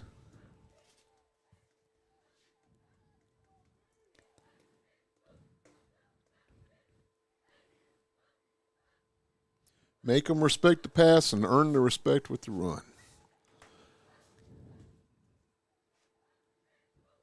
Single wideouts on each side. Snap to McNeely. Hands off to Jaden Wilson running far right. Looks like he's going to gain about 6. Yeah. Moves up close to the 40-yard line. We'll see where they're going to put it down. I think they're going to spot it at the 42-yard line. It's like it's going to Call be it third down and 4. Yeah.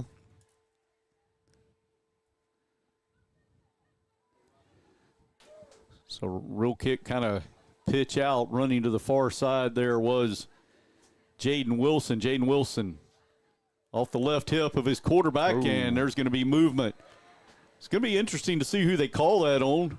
I think they're going to call it on us. And they do.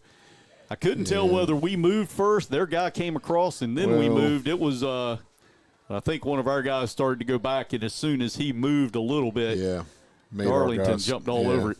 Third down and 9 now. Ball backed up to the 47-yard line of Darlington. Will McNeely, Jaden Wilson in the backfield with him. Pair of wideouts to the far side. Darlington with nearly everybody in the box. McNeely takes the snap, rolls to the right. He's got a pass, had a man open over there. That was Rio Stevenson, but he overthrows him. Yeah, didn't quite get his feet set where he wanted to get a good pass there, so overthrew him a little bit. And at 4th and 9, that will bring on the punting unit for the North Myrtle Beach Chiefs, sophomore Nico Miller.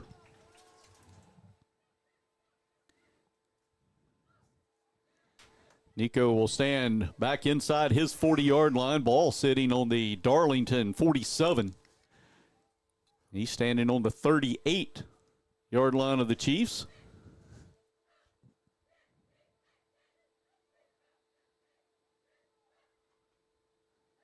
Trying to get the number on the return man. That looks like Khalil Green. Punts up. He's going to take that ball at the 13. He drops it. The Chiefs diving in on it, but I think Green was able to get back. Yeah. And he did. That was number 1, Khalil Green. He bobbled that ball. There were a couple of Chiefs there. Luckily, I guess, for Darlington, the ball did not bounce that far away from him, and he was able just to dive right on top of it. That would have been a big one for the Chiefs if we got that. Still good position. Good got punt. Him pinned back. Good punt. Plenty of hang time there. Nails them back at the 11-yard line. That's where Darlington will take over for their second possession. On that first possession, Malik Duncan was the workhorse, 7 carries for 45 yards. And then Jalen Augustus found Joseph McClain for 15 yards for the touchdown. 7-0. That's where we stand. 2 minutes, 47 seconds to go here in the first quarter.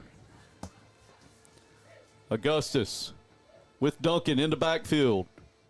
Hands off to Duncan. Going left and nothing going. You know, they might have ran even lost a yard there, Wayne. They ran to the right about every time the last or the first possession. This time they try the left-hand side, and Duncan is going to be caught in the backfield. And also Duncan, coming off the field. Well, Duncan holding appeared to be his left knee. He was coming off the field and then went down. I don't think he's faking on this one. I'm just laughing at the way they go down. Yeah, he ran for about 3 steps, and then all of a sudden he's like I think he could have made it, but yeah, they had to get him to stop the game so he can get off the field appropriately. So, well, while we've got an injury timeout, we're going to take one ourselves. We will be right back on the Charlie Stewart State Farm Chiefs Sports Network. It's 4th and long for your business IT, and here comes Creative Consultants Group with the winning play. From cloud solutions to ironclad cybersecurity, we tackle your toughest technology challenges. No more downtime, no more data breaches, just smooth, secure operations. Call Creative Consultants Group at 843-234-9980 or visit ccgpro.com. Creative Consultants Group, your IT champions, keeping your business in the game. Now back to first quarter action, sponsored by HD Audio and Video on Hot Talk 99.5 WRNN. Tell you, Jude, you hate to see that. Malik Duncan, as he comes off the field, not putting any weight on that left leg. That brings in Deron Ross. This time Augustus rolls to the left, pump fakes, then threw it short. Wide receiver went down to get it. Half of his body was out of bounds, though. The receiver there was Jarius Brooks. Incomplete pass. So it's going to be 3rd and 11. Third down and 11 coming here. up. If we could pin them back this deep, that would be great. Ball sitting back at the 10-yard line of the Darlington Falcons. Big stop here. Especially if they don't gain much, then you're punting out of your own end zone. Augustus calls for the snap, then it's held up, looks over at his team and our coaching staff, and they're going to call a timeout. 2 minutes, 4 seconds to go in this game. Darlington, 7-0 lead. We're going to take another quick timeout break. We'll be right back on the Charlie Stewart State Farm Chiefs Sports Network. Looking for fun, excitement, and a chance to win cash? At North Myrtle Beach Bingo, we have big cash prizes with up to $8,000 given away nightly. Play on paper or our easy-to-use electronic handsets. Open 5 nights a week, Tuesday through Saturday. Doors open at 6, games start at 6:30. Come out and see why we've been voted the best bingo on the Grand Strand. Located just minutes from the beach in the Bingo Plaza, 2098 Highway 9 East in Longs, next to Taco Bell. For more info, go to northmyrtlebeachbingo.com. Now back to first quarter action, sponsored by HD Audio and Video on Hot Talk 99.5 WRNN. Still in a timeout here. In fact, both teams now coming out of the timeout. Huge third down play, 3rd down and 11. Ball sitting at the Darlington 10-yard line. Jalen Augustus, quarterback, has Deron Ross off his right hip. He's got a pair of wideouts here to the near side. Looked like movement, but not called. Gets a pass out in the flat. That is to Jarius Brooks. Yep, little screen pass coming out. Good job by Brycey Gore turning it back inside. Yep. And they're going to pick up about 7 yards. Call it 8 yards, but it's going to bring up, 7 yards where they spotted. It's going to bring up 4th down and 4, and that'll bring on the punting unit.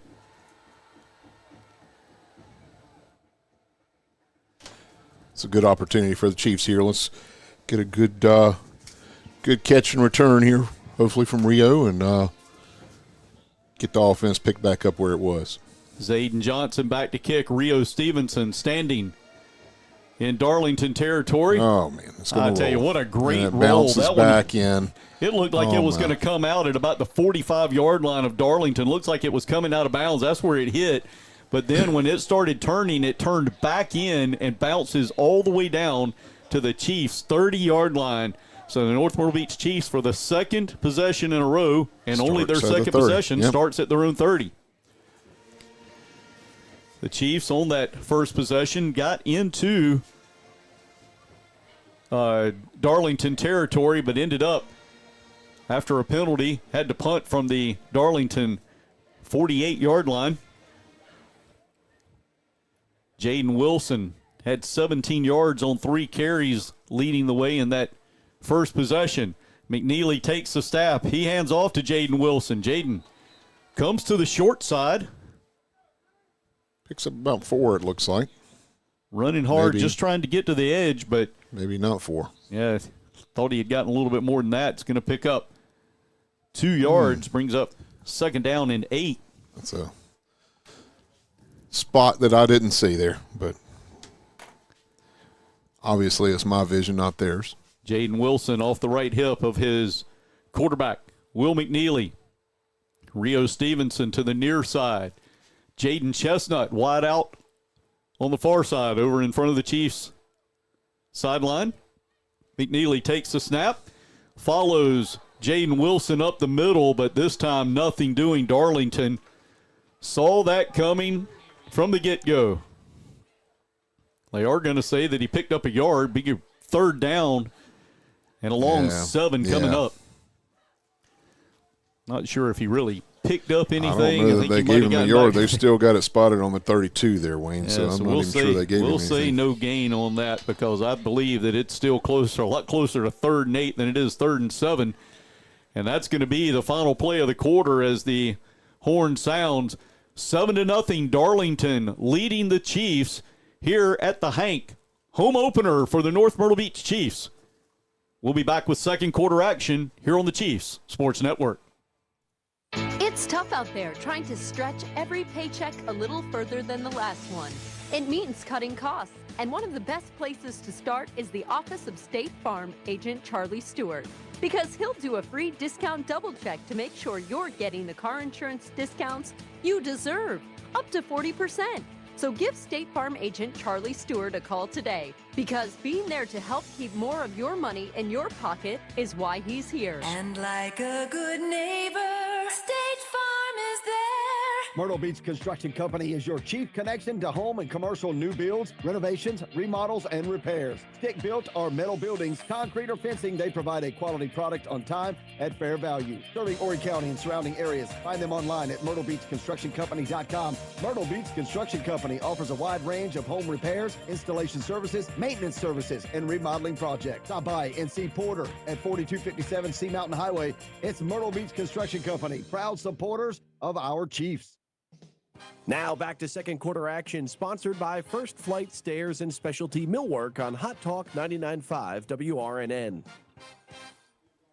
Back for second quarter action here at the Hank, and North Myrtle Beach coming out. Will McNeely rolls to the left, looking downfield. He's got room. Oh, man, we got to catch that, Wayne. I tell you, he had Jaden Chestnut. He put the ball right where he needed to. Jaden actually had his hands kind of reversed there, it looked like, and was unable to come down with the ball, but that was would have been a easy brisket barbecue first down because that was going to be about a 40-yard pass completion. That could have been the crab catcher's catch of the game. I mean, I think he could have scored on that. He definitely could have got some yards after the catch. He nearly put it right where he needed to. Yeah. Instead, though, Nico Miller's going to come on. It's 4th and 8. Ball sitting back at the 32-yard line of the Chiefs. Pair of guys back for Darlington standing at their own 35. Nico Miller.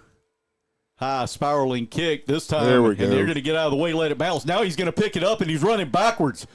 And the Chiefs are all over him. Khalil Green. He picked the ball up for whatever reason, should have just let it bounce. He picks it up and was running backwards trying to get to the other side. Down to the 6-yard line. He kept going back. And then the Chiefs, there was nobody back there with him. No. It was Green and about 7 yellow jerseys chasing him. And all the way back at the 6-yard line. And that's where Darlington will take over. Now, we'll say the way that ball was bouncing, I'm not sure it would have gone all the way back to the 6. It would have probably ended up, but that is not. If you're head coach Jamie Johnson, you do not want to see him picking that up. He's not happy about that, I'm sure. He was trying to make something happen. It was, thought the defense might have, or thought our Chiefs might have relaxed a little bit, and he was going to try and catch them surprised. 11:37 to play here in the second quarter. Jalen Augustus turns around, hands off to Deron Ross coming right up the middle. Ross is going to pick up 4 yards, going to get out to the 10-yard line. Just nice hard run right up the middle. You got your back against your own goal line, so just run it hard, going straight forward, and Deron Ross gets out to the 10, gets you a little breathing room. There we go. Runs the same play again. This time, though, the Chiefs clog up that middle. That was McCullough in on that tackle. Gain of a yard, 3rd down and 5.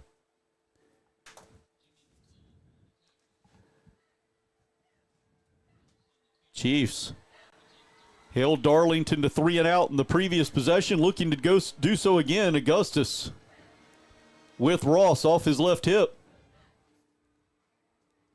Has a wide out to each side. A band of Chiefs for North Myrtle Beach. Getting the crowd pumped up. Augustus calls for the snap. Rolls to his left, pitches it. That's going to be real close to a first down. It's going to be a little short. I think he had to get to the 11 to get the first. Need to get to the 16. I think they're going to mark it at the 15. 4th down and 1. I think they're going to go for it. And they are going to leave him on the field and go for it. Ross picked up. Going under center here. 4 yards. Augustus goes under center. Augustus takes a snap. Did he not get it? No. There's no way he got a yard. They're going to give it to him, Molly. That's a terrible spot. I agree. He got hit at the line of scrimmage. There is no way he gained a yard. Wow. The Liquid Money Porta-John officials just poo-pooed themselves. I have trouble believing that. He was stopped at the line of scrimmage. No way he got past the line of scrimmage because everybody was bottled up right there. They're going to say I'm not even sure he could have held the ball out that far. First down, though, with 9:35 to go. Terrible call. I'll stick with it until I'll see a replay and see otherwise. But I'll probably get a text from you tomorrow with a video clip in it. Hey, we were wrong. Boy, that was a crappy call by us. I think we went to the Liquid Money Porta-John. On a first down play, gain of 4 out to the 20-yard line goes to Ron Ross. Deron Ross in there as Malik Duncan went out with an injury, and he is standing over here on the sideline.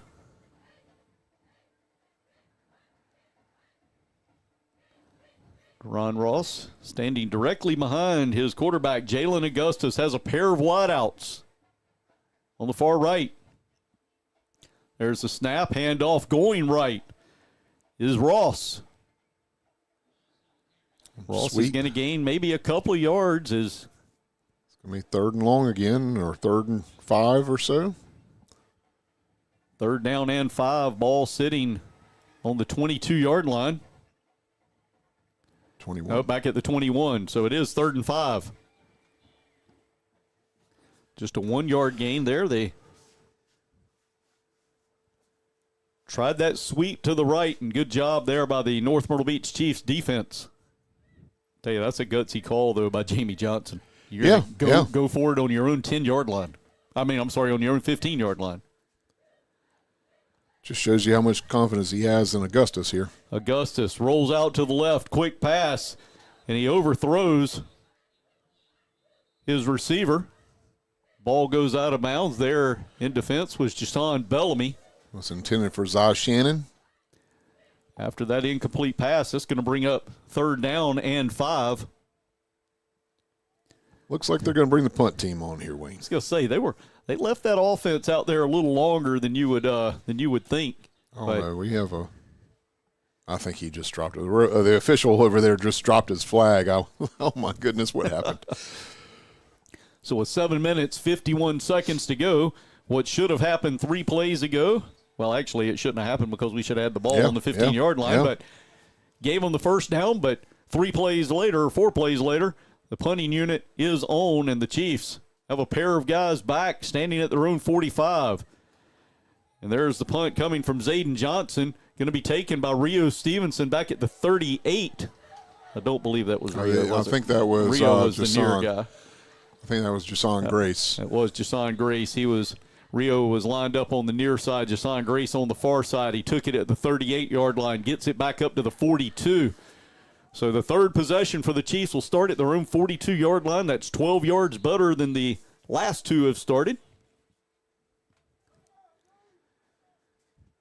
Chiefs trailing 7-0 as the Falcons took the opening kickoff and drove 73 yards. Will McNeely takes the snap. It's low. He picks it up. Hit in the backfield, gets away from 1, but will not get away from 2, 3, 4, and 5. Several Falcons made it into the backfield there. Loss of a yard there. 2nd and 11 coming up for the Chiefs. Just 9 yards on 6 carries for McNeely so far tonight. That snap, again, was low, and we've talked about it. The snap's what starts the offense. McNeely awaits that snap. Good snap this time. He jumps in behind Jaden Wilson, finds a little bit of a hole, and then rolls over a couple of people. He's going to get out to the 48-yard line. 7-yard pickup. 7 yards, yeah. 3rd down and 4 coming up for the Chiefs. That was a good, hard run by Will McNeely. He took kind of that stutter step back, let Jaden Wilson get in front of him. They changed our spot, it looks like. They moved us back a little bit. They did. They came back a whole yard. Call it 3rd down and 5. And a 6-yard gain for McNeely. Ball spotted on the far hash mark. McNeely drops back to pass. Screen pass. It's going to be good for a brisket barbecue first down, and that completion coming to Jaden Wilson. Just a simple middle screen. Wilson ran through and just turned around and waited for the ball.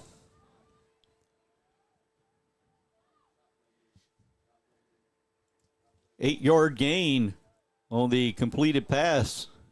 McNeely to Jaden Wilson.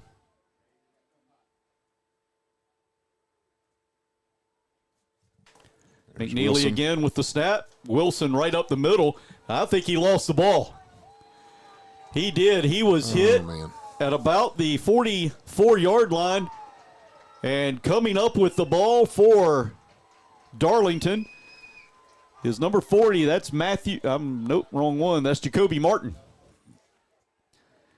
He got hit, helmet right on the ball. It went straight out of his arms and right into the hands of Jacoby Martin. First turnover of the game goes to the Chiefs.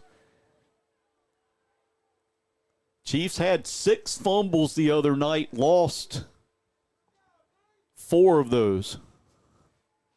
Yeah, that's not a stat you want to do too well in. That's the one stat you don't want to lead in. Yeah.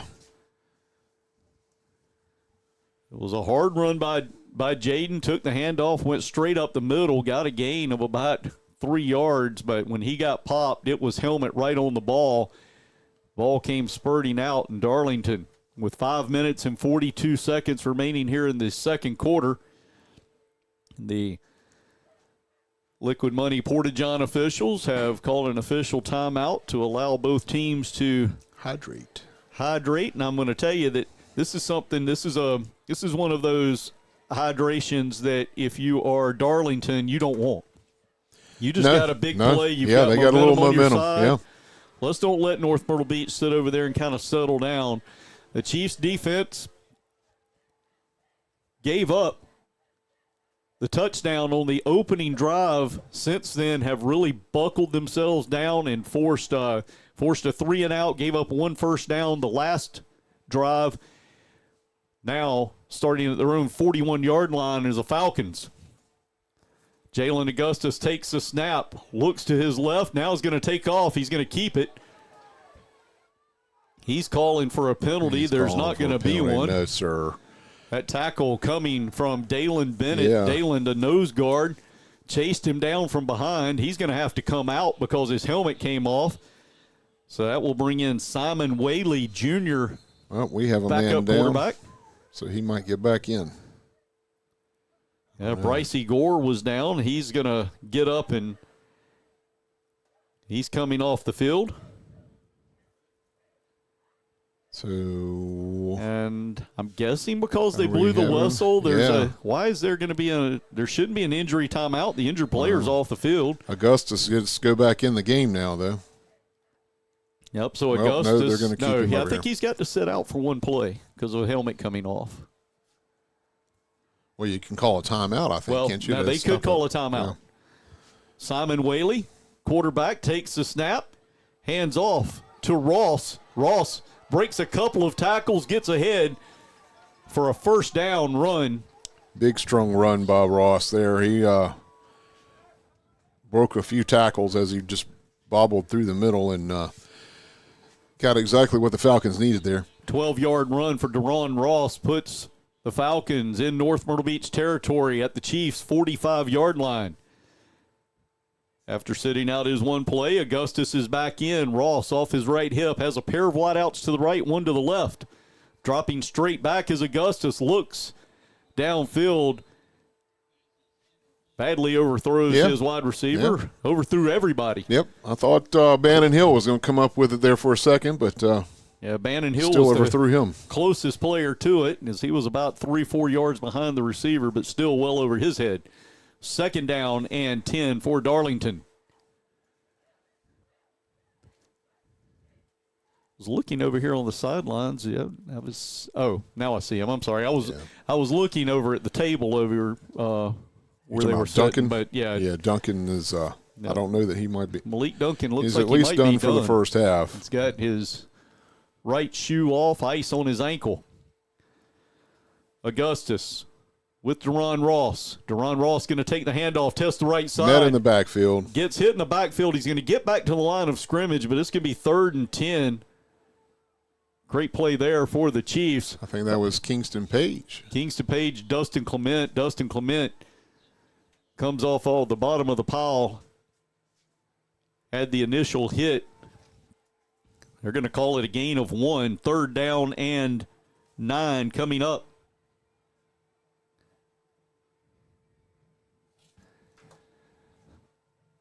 Augustus standing at midfield in pistol position. And timeout called by head coach Jamie Johnson. With 3 minutes and 59 seconds to play, 7-0. We're going to take a quick timeout. We'll be back with this 3rd and 9 play here on the Chiefs Sports Network. Flight Stairs and Specialty Millwork is proud to support the Chiefs. Chief alumni Abe White and his staff create amazing custom stairs and cabinetry, specializing in curved staircases, entertainment centers, kitchen cabinets, and mantels. First Flight can create you a one-of-a-kind home centerpiece. Call Abe at 843-458-5317. That's 843-458-5317. And let First Flight Stairs and Specialty Millwork bring your creative ideas to life. Now back to second quarter action, sponsored by First Flight Stairs and Specialty Millwork on Hot Talk 99.5 WRNN. Timeout continues here at the Hank, called by Darlington. Big play coming up, 3rd down and 9, ball sitting on the Chiefs' 39-yard line. We're going to take a look at the R.W. Woods Grill area scoreboard. Carolina Forest, 35-23 lead. No defense being played over at Carolina Forest. They're in the second quarter. Wow. At the end of the first quarter, Loris leads Conway 7-0. Much closer game there the way Loris has been playing, so 7-0 lead there. Aner is ahead of St. James 8-6. That game also in the first quarter. 3rd down and 9, Augustus with Ross on his right hip. Pair of wideouts right, one to the left. He looks right. Quick slant pattern is going to be caught, but he's going to be short of the first down. Look at this mark. Yeah, I know. That is ridiculous. Wow. They are going to give him the first down, and he was down easily at the 35-yard line. They're giving him inside the 34. Jarius Brooks did make a good catch on that, but yes, they might have stretched it a little bit there. 3rd down and 9. They give him, we'll call it 9. It's close, but great catch, though. Just a little slant. Throw was high. He came down with it. Augustus takes the snap. Deron Ross testing the middle. Nothing doing there. Line judge is going down to. by Nigel Vereen and a few other Chiefs in on that one. Line judge going to give up 2 yards there. Run number 10 for Deron Ross.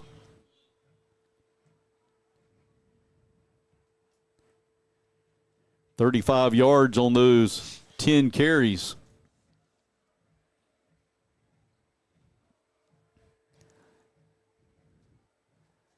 Second down, long 8 coming up. Augustus in pistol with Deron Ross. Pair of wideouts to the right. This time Augustus takes the snap. He comes immediately to the left. It's got to be a hold. Yes, and sir. There is a hold. Would have been a first down, but there was a hold at the line of scrimmage. Nigel Wilson had a bead on Augustus. Yeah. And he was. LeVar Mills grabbed a hold of him. Wasn't going to let him. We're going to let him kill his quarterback. Yeah. I'll take the 5-yard penalty, but you are not. Well, I'm sorry, 15-yard or 10-yard penalty. I'll take the 10-yard penalty, but I will save my quarterback for another day. So instead of a first down play, we're still going to be second down. We're going to be second down now and 18 as the ball backs up to the 42 2-yard line. 41. 41. I was looking at looking at Keith. He had the stick in the wrong place. Well, I think Keith actually had it marked off right because the ball was at the 32-yard line, so it should have been at the 42. So Augustus now, 2nd and long, drops back, quick pass. Tell you, Augustus, I'm not sure that he was really throwing it to anybody. I think he wanted to get rid of it quickly. He dropped back, said, I'm not getting hit. I'm just going to lob this ball up down the middle and pray nobody catches it. Yeah, Dustin Clement was coming in there pretty hard and put some pressure on him. 3rd down, 19 coming up.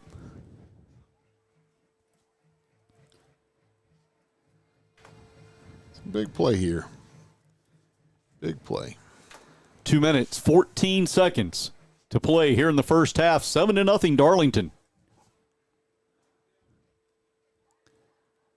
Augustus calls for the snap, then looks over to his sideline. They call a timeout. That's going to be their last timeout of the first half. Yep. We're going to take one as well. We'll come back with a big 3rd down play. 3rd and 19 coming up for the Falcons. Chiefs need a stop. We'll be right back on the Charlie Stewart State Farm Chiefs Sports Network. When your business technology is in the red zone, you need a trusted team to take it across the goal line. Creative Consultants Group is your hometown MVP for IT and cybersecurity. From managed services to 24/7 security monitoring, we keep your systems running and your data safe so you can focus on winning. Don't wait for a fumble. Call Creative Consultants Group at 843-234-9980 or visit ccgpro.com. Creative Consultants Group, securing your business one touchdown at a time. Now back to second quarter action, sponsored by First Flight Stairs and Specialty Millwork on Hot Talk 99.5 WRNN. Coming out of the timeout, Darlington finds himself 3rd down and 19. Coming up with 2:14 to play here in the first half. Ball sitting on the 41-yard line of the Chiefs. Augustus with Ross off his left hip. Pair of wideouts right, one left. Augustus takes a snap, stands there, then tries to run up the middle, and he's not going to find anything but yellow jerseys. Nigel Vereen in there. Dustin Clement in there. And the North Myrtle Beach Chiefs will now call a timeout to stop this clock. Backs him up a yard, loss of a yard by Jalen Augustus. Not too sure about that play call there. Well, it wasn't. I don't know if they wanted him to do it as quickly as he did. I would have assumed they would have wanted him to maybe sit back up and do a little Statue of Liberty, hesitation and then go, a delayed draw or something like that. He just took a little half step back and took off. Just took the snap and went. And, nothing there. It's going to be 4th and 19 here. Ball sitting on the Chiefs' 42-yard line. Now, it's going to be interesting to see, we called the timeout to stop the clock. And I really hate this because with our video scoreboard, they play this timeout thing. Nobody can see how much time we don't have the left. Play clocks going either, so we can't see the time. Yeah, I think it's 2:02 if I'm not mistaken. Yep. So 2:02 on the clock. The Chiefs stopped it. They are going to send out the punting unit, and that is Nico Wells. I believe that was number 8 back there. Nico standing back at his own 44-yard line. Good snap. Gets a punt off. Chiefs get out of the way of that one. Nope, they're going to take the run. Rio Stevenson. Ball bounced. Couple of guys right around him. He picks it up. To the 21, I believe. Yeah, picks the ball up at the 11, and he's going to give the Chiefs at least 10 yards. We'll see where they spot it. Looks like they're going to spot it out the 22. So he punts. He punted the ball right where the first down marker would have been. Keith Wagner, the part of the chain gang. They usually have 4 guys.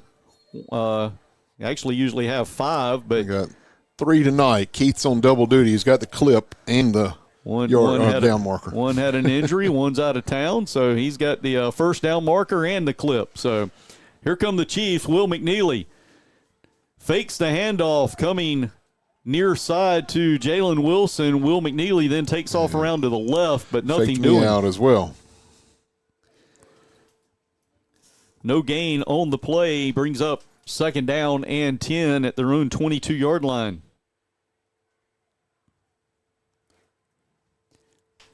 This could be, I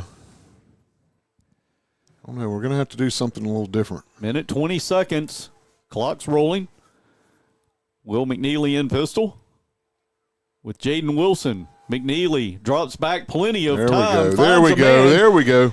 Complete. I believe that's Rio Stevenson. Took it at the 35-yard line, works his way out. No, that was Jaden Chestnut. Sorry, Jaden Chestnut. Works his way out, gets up to the 43-yard line for a brisket barbecue first down. First brisket barbecue first down in quite a while for the Chiefs, and moves the ball out again to the 43-yard line, 1st and 10.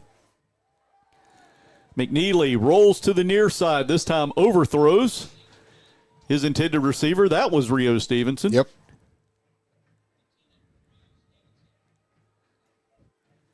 The incomplete pass brings up 2nd 10, 57 seconds remaining in this in the first half.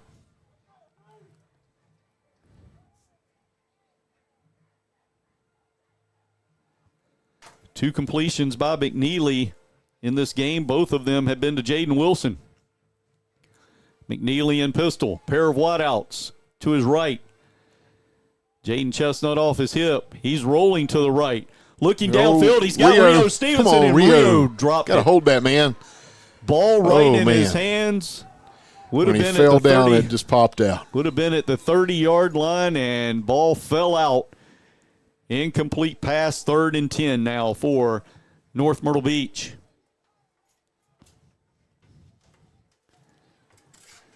Tell you one thing I am impressed by so far tonight, even though we haven't called them, Will McNeely's making the passes. He's putting them right, has put at least two of them right on the money. I mean, the last few.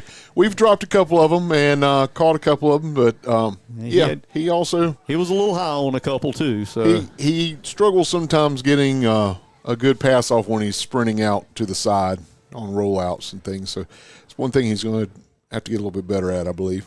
Just my assessment. 3rd and 10, ball on the 43-yard line. McNeely in pistol, takes the snap, hands off to Jaden Wilson. Jaden coming to the right. I'm sorry, that was not Jaden Wilson. That's Lamonte Smith. Lamonte Smith comes out to the 4th and 7 with 33 seconds left. 4th and 7, ball sitting on your own 46-yard line.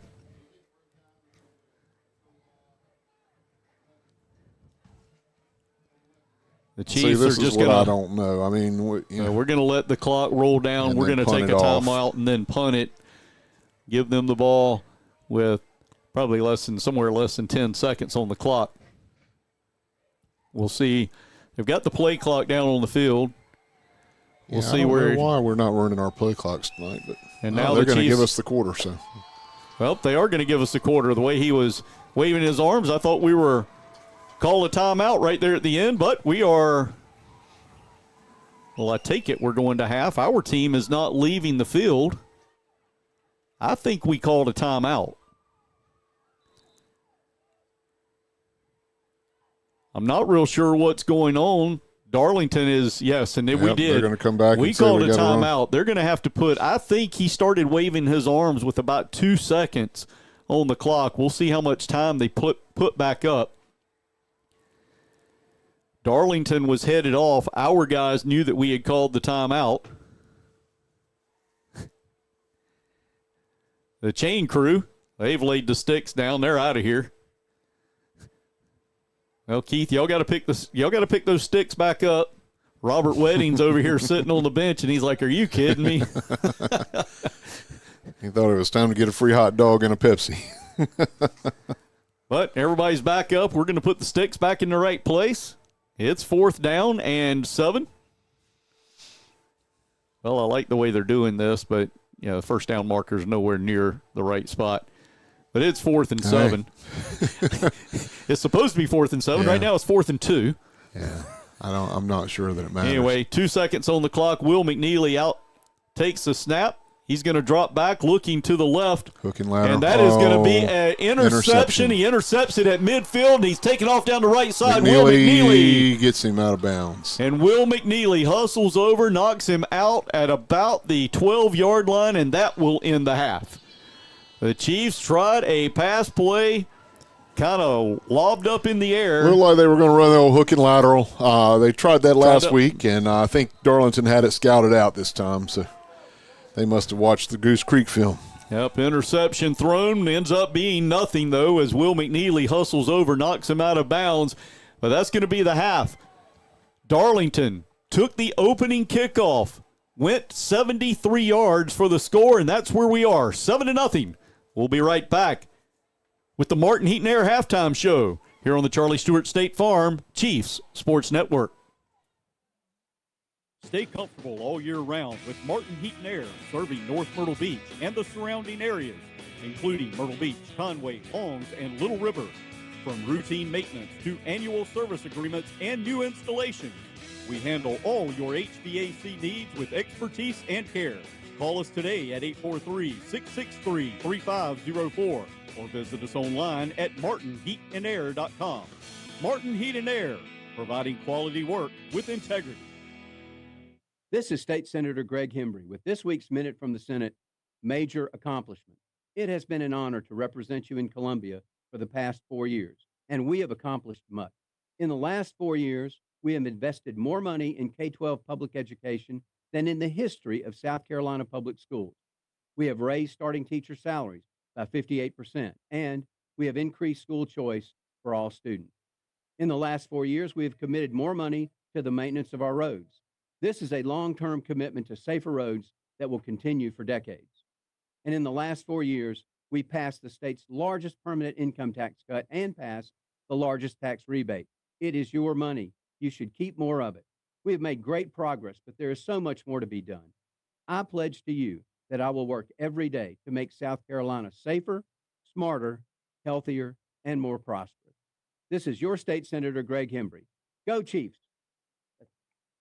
Atlantic Collision is your hometown full-service body shop. With over 30 years experience in the industry, Atlantic Collision can handle everything from small dent repairs to major collision repairs, including dealing with your insurance company. Need a new paint job on your vehicle? They can handle that as well. Fast turnaround times and competitive pricing have made Atlantic Collision the area's most trusted auto repair technicians. Find them at 460 Sand Ridge Road in Little River or call 843-390-4293 for Atlantic Collision. Hey Chief fans, this is Trey White with RE/MAX Southern Shores. As a proud Chief alumni, I know the thrill of a great game and the excitement of finding you the perfect home. Whether you're looking to buy, sell, or invest, I've got the game plan to help you score big. Let's blitz through the market together and find your dream home. Don't punt on your real estate dreams. Give me a call at 843-421-7544. Your winning move in real estate is just a call away.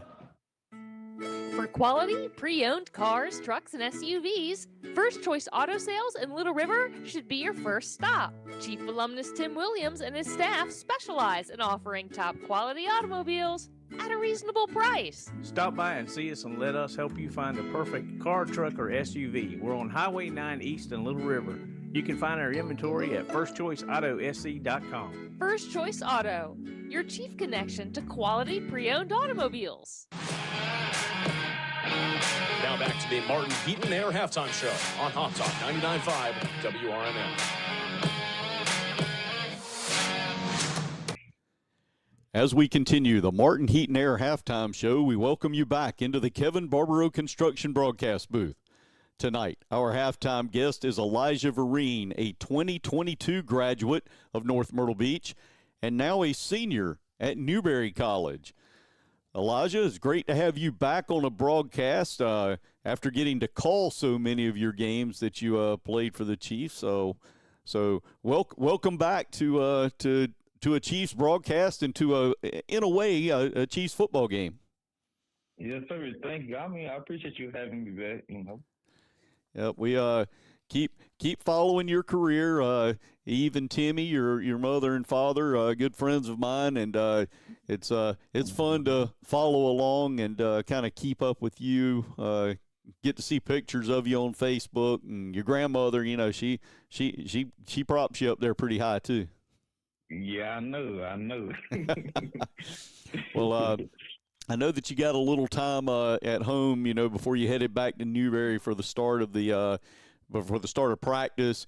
You had spring ball, and so what are some things that you did after you finished spring ball and before you had to go back over the summer to take advantage of a little break from football? Well, you know, first you just want to spend a lot of time with family and stuff because during school you don't get that much time. 3 hours away, you don't get that much time around my little nephew Miles and my sister and all that. But you know, spend some time with them. Then of course you got to work, got a little job at Frank's Ice over the summer. So then just find the time like to work out on the field or in the weight room, like maybe like 4 days a week, just trying to stay in shape and so when I come back I won't lose a step. Right. Yeah. You got. I say it's a break from football, but anybody that knows, you know, it's high school's one level, but once you get to that college level, it really ramps up. Yeah, and you don't want to go in behind the 8 ball when you get back for fall practice. Now that you're back up there, full swing of practices, meetings, and classes. You find yourself just 1 week from the opening of the 2025 season. Now, Coach Hill and I were talking about this past Monday, but no matter how many years you've got in as a coach, a player, even a broadcaster, whatever it is, the start of a season's always special. Nah, most definitely because, like, the start of the season is something new. Regardless of how many players you got coming back, it's still a different team. Like, so it's just good to create relationships with your coaches and players and whatever. Just get ready for the new season. And depending on how last year ended, maybe you want to make a whole new season. Like last year we didn't have too good of a season, so this year we want to get back to our winning ways and have a bigger impact on the field as a whole. Let's talk a little bit about, and I really didn't know, I kind of went over a little bit of what we were going to talk about, but you just said something there, and it really interests me because I'm from, when I worked in college athletics, it was kind of the old school college athletics where, somebody went to a school and for the majority of the time, 90%, 95%, that player would stay at that school for 4 years. But now with the transfer portal and everything with the NIL that brings, how is it for you as a player now that you've been at Newberry there for 4 years, and which is nice. I mean, I love it when somebody goes to a school and stays there. But what's it like to see some players kind of coming and going with the transfer portal and kind of each year you've got new teammates, new friends to make, and then like you said, it's a time not only to start the new season, but you're starting as a new team as well. The transfer portal, like some people don't like it, some people like it, whatever. But for me, I think it's just a thing to let me know not to get too comfortable. Like last year, I had a good season, but the transfer portal is every day, so you don't know who coaches, who they looking at, or who they looking to bring in to make your team better. So it might be your spot, somebody else's spot. So I think it just the people who stay on the team, I think it helps us like from being comfortable and just trying to get better every day. And then when we do get new players and stuff, like we got a transfer from Georgia State, we just try to welcome them in and just get them to our ways and let them learn our defense and stuff. So let their process of transferring in not too hard. Right. So let's go back before we talk about future.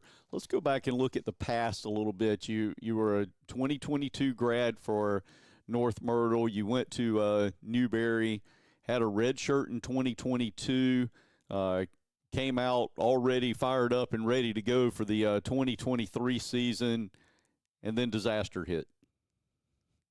Yeah, I mean, that's life, though. It's a lot of ups and downs. Had a second day of official practice right out of fall camp.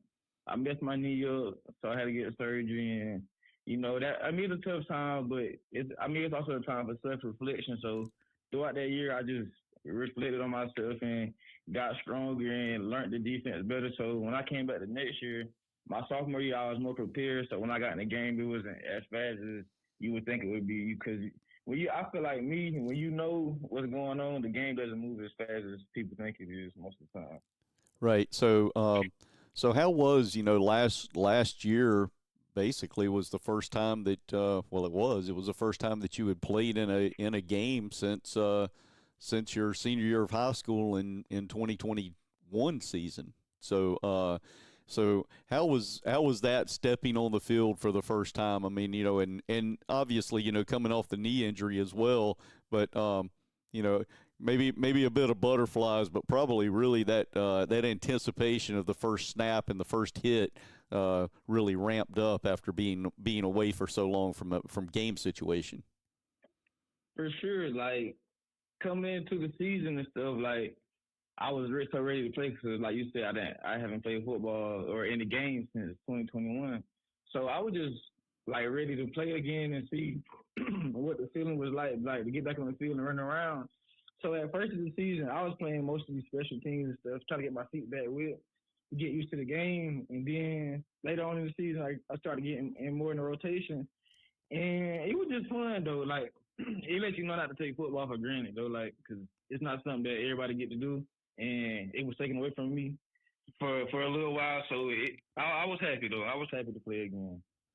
Well, so you're starting your senior year academically, but with your red shirt year in 2022 and then a medical red shirt in 2023, you've still got 2 years of eligibility left after this. But you're going to set to graduate during the spring. So what are your future plans? Are you looking to continue playing, or is it time to move on and get the big boy job, as they say? I'm kind of in the middle of both. Gotcha. I was talking to my family and stuff, and like I was saying that I was gonna see after this year, see how it goes after this season, and if I'm feeling good, then I might play it out and just get my master's degree and stuff. But it depends on this year. Yeah, and that's one thing. You know, it's a big decision. Not only for you to move forward with whatever career path you're going to move into, but obviously something that plays in that is that that whenever that last game is, it's there's a finality to it. It's kind of not like a basketball player, a college basketball player. If they're not going on to play pro anywhere, once they finish that season, they can always go and play a pickup game, or in like over here at the Aquatic and Fitness Center or wherever. You can always go and find a game to play, but can't do that in football. You're not getting out there and getting 22 of your friends at 30 years old and strapping on the pads. Nah, yeah, that's a hard thing to do. Yeah, well, and I know a lot of your brothers, so I don't know. Maybe you and your dad and your brothers, y'all might all get together and play a little game of football and talk some trash back and forth. But Elijah, it's been great catching up with you. We will definitely be following Newberry and your I guess redshirt sophomore year instead of saying it's your senior year. But best of luck to you. It's always great to catch up with a former player, and they say once a Chief, always a Chief, and you're always welcome back here anytime. Yes, sir. I appreciate you for having me. Yes, sir. Chiefs. Thank you. Folks, we are just minutes away from the start of the second half, so don't go anywhere. You are tuned in to the Chief Sports Network, presented by Charlie Stewart State Farm. Since 1947, Dews of North Myrtle Beach has been providing exceptional customer service, and that tradition continues at their new location, 2203 Highway 17 South.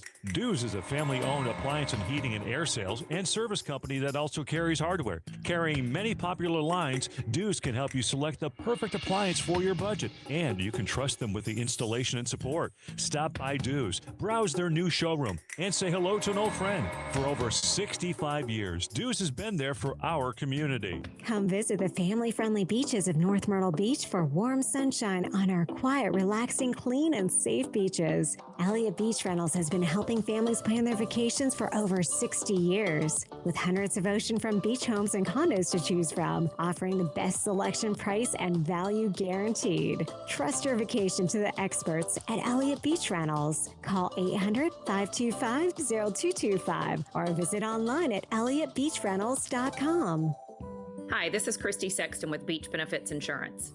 As an independent agent, that does give us the flexibility to have multiple companies to write and place business. What we are faced with here in our area right now is the market is very, very hard, meaning that companies are constantly pulling out of our state, and we basically are left with just a handful that are writing coverage in our area. The insurance market in our area is the most complicated that I can say I have seen in my 25 years of being in the business. But again, us being local folks in the area are very familiar with our area, what is going on. We are constantly doing training, seminars to keep up to date with the changes that are occurring in our insurance markets, and constantly looking for new companies that are coming to our area, all in the same token in making sure that we're striving to do what is best for our customers. I am Christy Sexton, and please come find out the benefits of working with Beach Benefits Insurance. Protect what matters most and better. Enjoy your home with a more convenient and connected experience with HTC Security. With HTC Security, you can easily check surveillance cameras, control your thermostat and lights, lock your doors and close the garage, all from the comfort of your couch, whether you're staying in or on the go. Be in better control of your home with just one tap on your smart device. To learn more, visit htcinc.net or call 843-365-2154. HTC, we're here to connect you to your world. Myrtle Beach Construction Construction Company is your chief connection to home and commercial new builds, renovations, remodels, and repairs. Stick-built or metal buildings, concrete or fencing, they provide a quality product on time at fair value. Serving Horry County and surrounding areas. Find them online at MyrtleBeachConstructionCompany.com. Myrtle Beach Construction Company offers a wide range of home repairs, installation services, maintenance services, and remodeling projects. Stop by and see Porter at 4257 Sea Mountain Highway. It's Myrtle Beach Construction Company, proud supporters of our Chiefs. The North Myrtle Beach Aquatic and Fitness Center loves the water. Hi, this is Ryan, and one of the things we love most is our dolphin swim team. It's for all kids ages 5 to 18, and we start again on September 8th. Registration is open now. We meet afternoons 3 times a week through next April. And even if you're not a member, we can get your kids on the dolphin swim team too. It's really awesome. To find out more, just Google North Myrtle Beach Aquatic and Fitness Center. Now back to the Martin Heaton Air Halftime Show on Hot Talk 99.5 WRNN. Back here at the Hank, North Myrtle Beach High School, where we are just a minute or so away from the second half. Before we get to the second half, we're going to take a look back in our pregame show, a couple of awards that we give out each week. The North Myrtle Beach Chiefs Leadership Award, sponsored by Dews Appliances, Cooling and Heating. And this week's Dews NMB Chiefs Leadership Award winner was Kyra Harris. Also during our pregame, the Chief of the Week is selected each week by the coaching staff. It is to reward a player that goes the extra mile in practice to helping the team prepare for that week's opponent. And this week's Sunbelt Reynolds Chief of the Week was Derek Robeson. Sunbelt Reynolds came on board this year as a sponsor. Sunbelt Reynolds located on Highway 90, 1342 Highway 90 to be exact, and it's your place to visit for rentals of lifts, lighting, generators, heavy machine equipment, much, much more. Visit sunbeltrentals.com for a full list of available equipment. Better yet, go by, visit Tom Kingston, the rest of the crowd out there at Sunbelt Rentals. If you need to give them a call, it's 843-491-7090. Getting ready for third quarter action here between the homestanding North Myrtle Beach Chiefs, the Darlington Falcons, both teams coming in at 1-0. Darlington took the opening kickoff of the game and went 73 yards for the score. That was a 15-yard touchdown pass from Jalen Augustus to Joseph McLean. Zayden Johnson with the point after kick was good, and it's 7-0. That's where it's been since 6 minutes, 28 seconds to go in the first quarter. And Zayden Johnson here kicks it deep. It's going to be taken at the 15-yard line. That's Jaden Chestnut. Yep. Good hard run. He stuck his nose right in there. He did. He was looking to lay a hit on someone. He's taken down at the 31-yard line, and that's where the Chiefs' offense will take over. Looking quickly at the Livingston's cleaning and restoration flash stats, the Chiefs outgained overall in the first half, but neither team really doing much offensively. 115 yards of total offense by Darlington, 70 yards of total offense for the North Myrtle Beach Chiefs. Will McNeely brings out his Chiefs, takes the snap, hands off. Believe that is Lamonte Smith. Yep. Heading over the left side. He's got him a hole first and down, more. Wayne. Nice hard run by Lamonte Smith. He's going to pick up. It's about 16. 10, 15, 6, 17 yards. They're going to spot that ball out at the 47. Nice hard run by Lamonte Smith. Carried the ball once in the first half for 4 yards. They got the ball spotted at the 46 and the chains at the 47. I was going to say, well, this linesman over here had the ball on the 47, and then he walked up. And the referee spotted it and is saying they're in the wrong. So from the 46, another hard run coming up the middle. And now that's going to put us, we're going to have to get 11 yards to get the first down here. That's what I was thinking. What is this? You know, one, they saw the issue and they didn't correct it, and that's an issue. And that's the linesman. The linesman lined them up on the 47-yard line. They put the ball in the 46. Yeah. He stepped back to the 46, but he didn't move the sticks. And the official spotting the ball even told him to move back. And so 4-yard gain by Lamonte Smith there. McNeely with the snap, turns around, hands off up the middle. There we go. Another nice hard run. By Lamonte Smith, and that's brisket barbecue on that. Brisket barbecue first down. He needed 6 yards. He gets 7. Lamonte Smith giving the Chiefs a little spark here.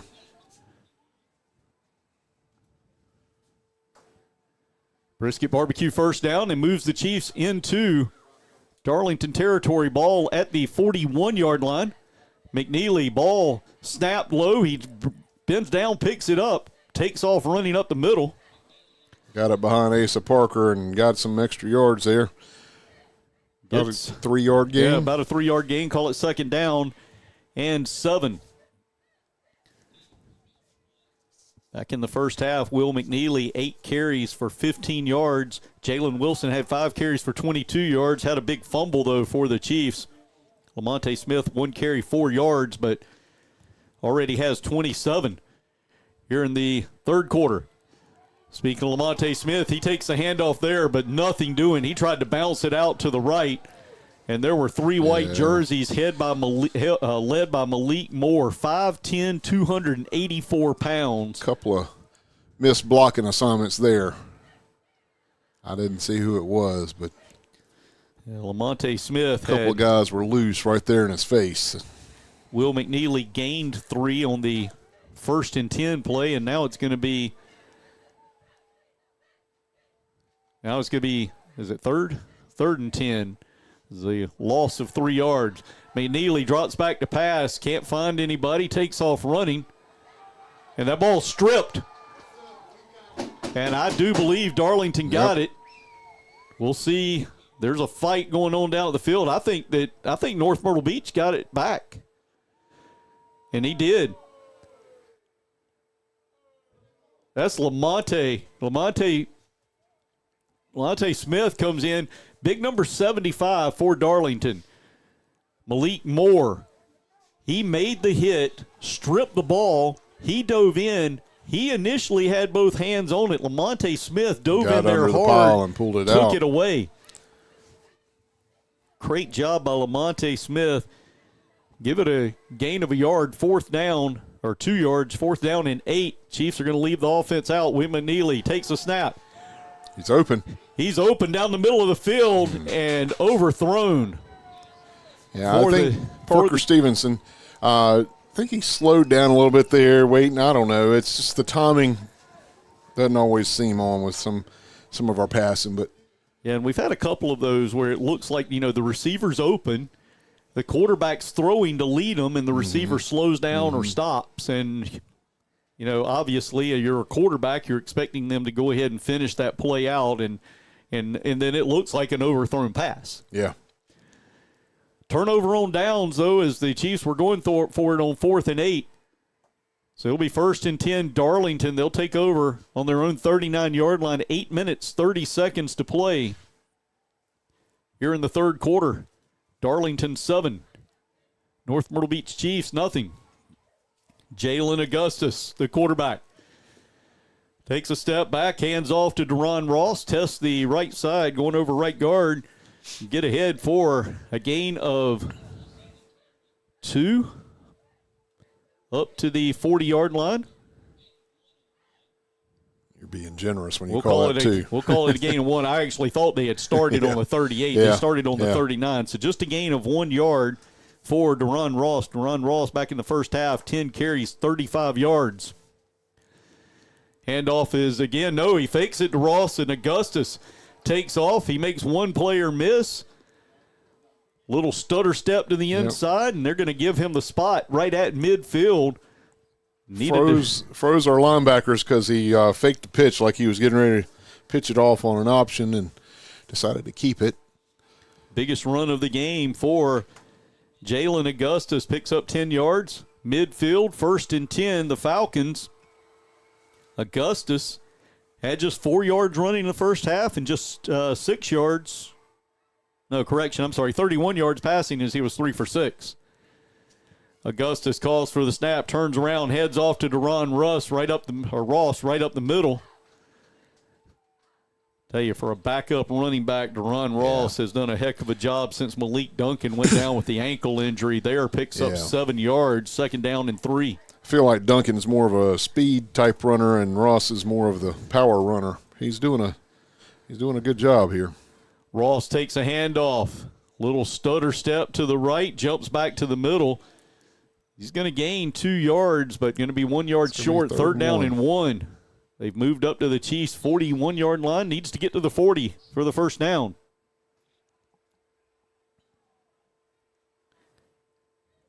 It's going to be a big play here. We've got to have a stop here. And unfortunately, or I guess just not really unfortunately, but we know they're going to go for it. They've already proven they're going to go for it in this field position. We can get Augustus tries to get a loss here. Tries the hard count, claps his hands, looks over. Timeout. And now there's going to be a timeout called by Jamie Johnson. 6 minutes, 19 seconds to go, 3rd and 1. When we come back, you're listening to North Myrtle Beach football here on the Chiefs Sports Network. Hey Chiefs fans, this is Dawson Hardy, former NMB football player and proud alum. And I'm Susan Stoodle, born and raised right here in North Myrtle Beach. I'm Greg Russ, proud Chief alum. And I'm Kim Shelley, lifelong local and part of the Scott Ellis Ty Bellamy sales team. Our real estate team at RE/MAX Southern Shores knows the beach. We're proud locals with decades of experience and a winning record for our clients. When it's time to buy or sell real estate, call the Scott Ellis and Ty Bellamy sales team at RE/MAX Southern Shores and Go Chiefs! Now back to 3rd quarter action, sponsored by the Scott Ellis and Ty Bellamy team of RE/MAX Southern Shores on Hot Talk 99.5 WRNN. 3rd down and 1 coming up for Darlington. 6:19 remaining here in the 3rd quarter. 7-0. The Darlington Falcons leading the North Myrtle Beach Chiefs. We will get caught up on some scores here on the R.W. Woods area scoreboard after this play. Jalen Augustus with Deron Ross, where he's been, off his right hip, takes the handoff, cuts back up the middle. It's going to be close, but I think he might have got it. I think he got across the 40-yard line. He needed a yard, got a yard. 1st down, 1st and 10 for Darlington. No rush. You're leading 7-0. 5 minutes, 50 seconds on the rolling clock.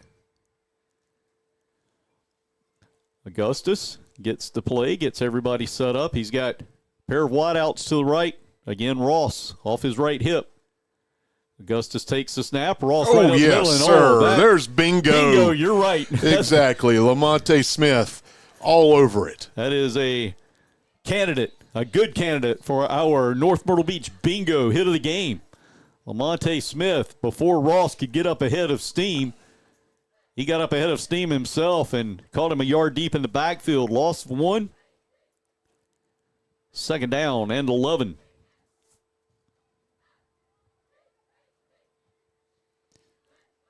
Augustus. Couple of calls. Bryson Gore toying around a little bit, showing a little stunt action.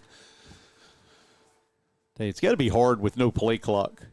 Quick pass across the middle, and that's going to be completed, and that's going to be a 1st down. Yep, completed to Joseph McLean. Joseph McLean, who tight end, scored. Yep. The only touchdown of this game.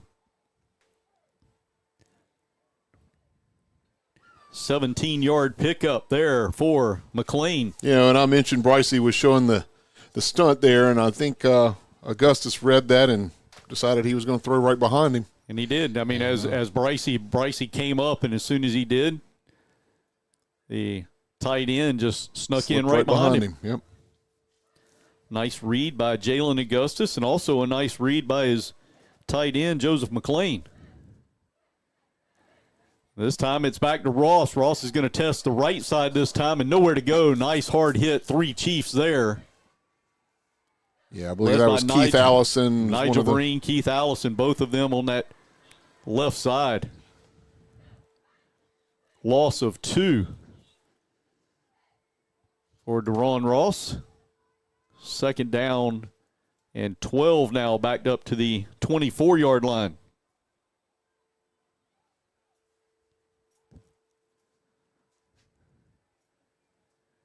Didn't have very many opportunities to yell bingo on Monday night. No. We ended up, our North Myrtle Beach bingo hit of the game kind of came as a collective. Yeah.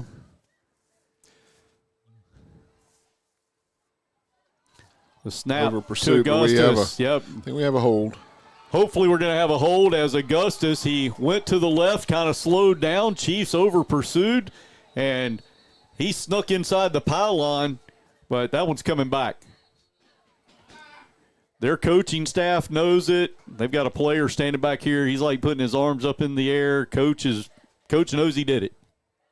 He's not mad at the Liquid Money Porta-Johns. He's a little upset with big number 75, Malik Moore. I think he might be getting fussed at a little bit. But well, Coach, on defense, Malik Moore made a good tackle for loss down here. He had a forced fumble where he should have. Yeah. I mean, he almost had the ball away, and Lamonte Smith jumped in there and stole it away. So, don't jump on him too much. He's made a couple of good plays for you so far in the second half, but that one hurts because it takes the touchdown off the board and now makes it second down and 22. Yeah.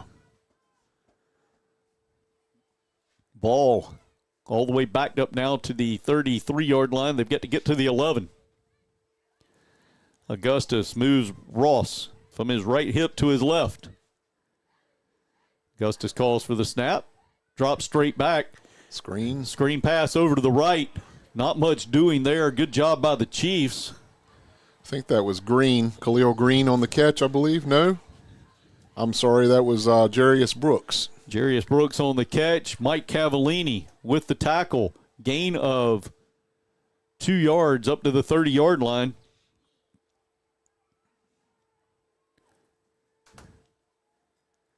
Third down. And 19. Augustus taking his time, makes his calls, gets Ross to his left hip. Has a pair of wideouts to the short side of the field on his right, one to the left. He's looking to the left, now runs to the right. Steps up, fires, wide open man at about the 10-yard line. And that's what we talked about in the pregame. We can't allow him to do. We can't give him time back there to let things break down and find somebody. And that's exactly what he did on that play. With the catch there was Jarius Brooks. He was wide open, took it, works his way down to the 6-yard line, trying to see where they spot it. Yeah, I think it's at the 6 on the right hash. 24-yard gain to Jarius Brooks. First down and goal for Darlington. 2 minutes, 20 seconds on the clock here in the third quarter. Darlington Falcons. Now Augustus going to line up under center. The ball's bobbled, but Augustus able to pick it back up. He's still losing yards. Yep, Nigel Wilson grabbed him, threw him to the ground. Nigel Vereen. I was thinking because I wanted to mention. We got a couple of players down. A couple, one for each side. They were on the bottom of that pile. Lamonte Smith. Like Lamonte for the Chiefs. Not sure. Not good. Is that Augustus? Well, that was Augustus. Augustus was down. They're both up now and running towards each going to their sidelines. Their injury timeout huddles. So we're going to have an injury timeout for players that are not injured because they ran to their huddles, but we will take this chance. I do want to go back and thank Elijah Vereen for jumping on the phone with me last night after meetings with the Newberry College football team to do that halftime interview. Love working with these guys when they're here, and one of the things that I looking around for halftime guests, I don't want it to get stale because it's a lot of the same, people that we talk to some, and it's good. I mean, we get some good points and get in with the community, but I'd like to catch up with some of these former players, and Elijah getting ready to start his season at Newberry next Saturday. We're going to take a look, talking about teams that are playing right now at the R.W. Woods Grill area scoreboard. Loris, they were up 7-0 in the first quarter. It's now half. Over in Conway, Loris 21, Conway nothing. Third quarter in Carolina Forest, still no defense being played in the Forest. Carolina Forest 49, Hartsville 26. Hartsville has not scored in the second half, and I think that's 2 touchdowns put up by Carolina Forest here in the third quarter. Ainer 27-19 over St. James at the half. Dillon 41-0 over Socastee at half. I believe that is it. Myrtle Beach and West Florence, I think at half now, 14-7.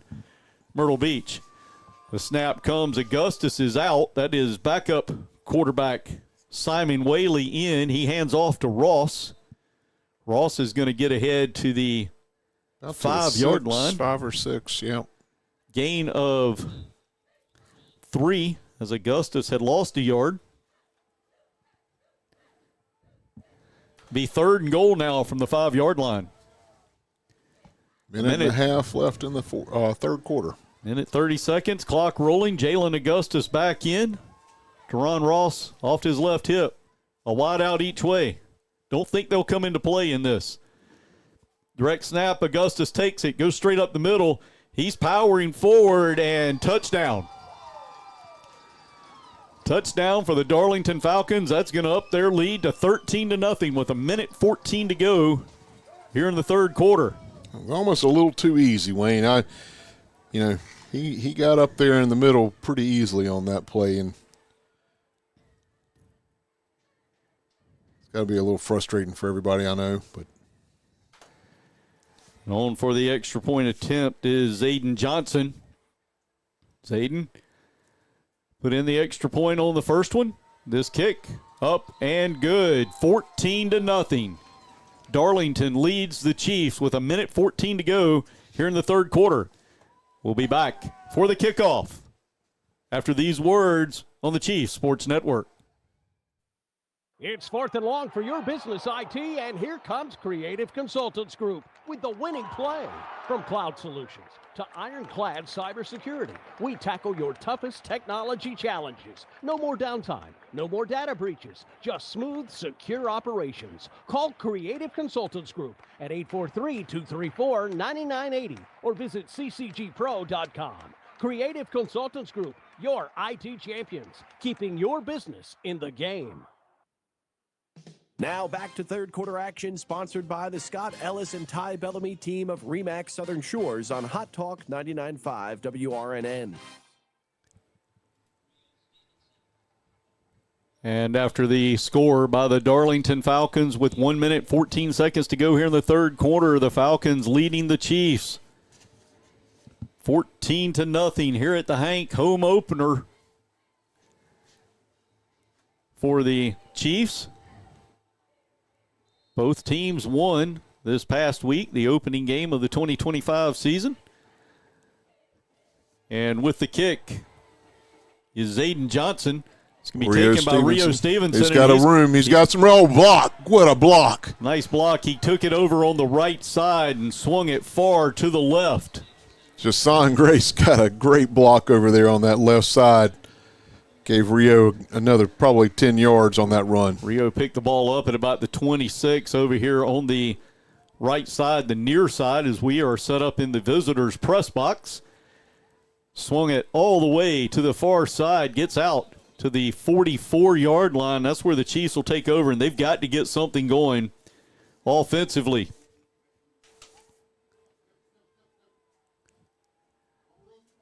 There's a snap. Oh, fumbled snap. I think that was the I think that was where they just try to roll the fumble ball back. snap play to Lamonte Smith. Didn't go as well this time as it did last last game. In that play, Lamonte Smith lines up as the H-back, and he is in real tight, kind of right off the guard's ankles. The center, instead of snapping the ball, kind of rolls it between his legs, and luckily the Chiefs were able to get it. Lamonte Smith does get 2 yards out of it, but second down and 8. McNeely drops back, rolls to the right. He's got a man open and hits him. That's Jaden Chestnut. 3 yards out of bounds. He is hit by Prevace Brown. That's a Brisket Barbecue first down, Wayne. Yep, no flag for the late hit, but we'll take those yards that we got. Brisket Barbecue first down and ball in Darlington territory at the 42.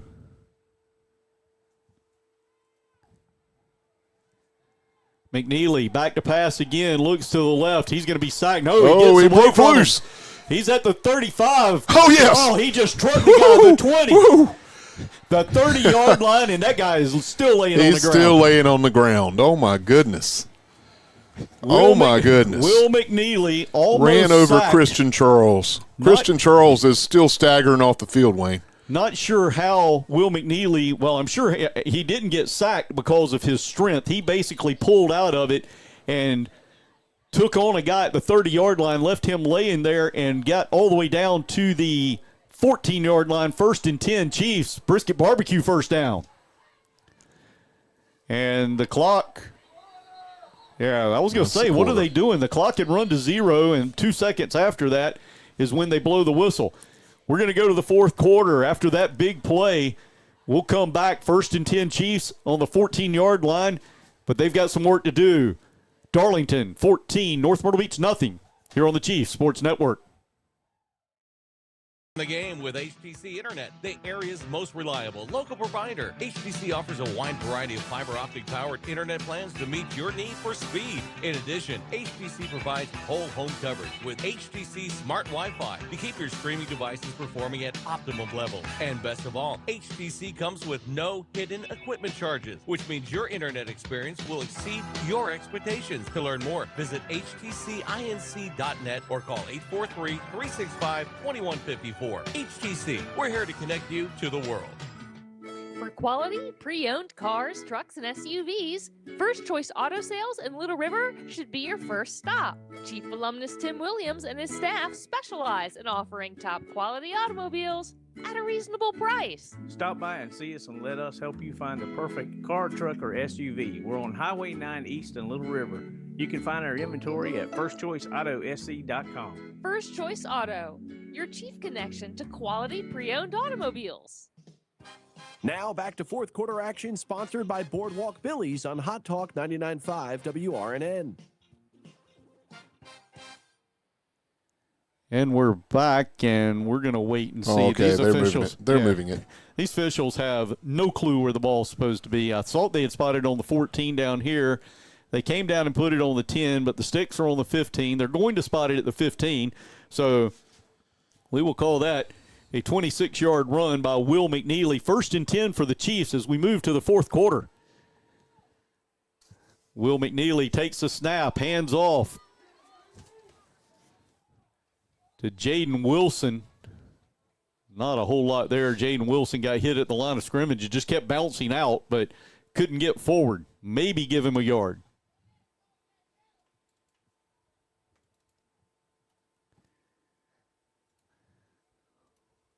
Wait and see the spot. They do. They spot it on the 14-yard line. Jaden Wilson gets ahead for 1 yard. His first carry here in the second half comes with about 11:35 on the clock. Will McNeely takes the snap, jumps in behind Jaden Wilson, runs right up the middle, and nothing doing. Darlington all over him. It's going to be 3rd down. Don't think he gained anything. No gain, 3rd down and 9 for the Chiefs. What do we do here? This is kind of an awkward position given the field position in relation to the down and distance. Third down and 9. You've got the ball on the opponent's 14-yard line. You're down 14-0.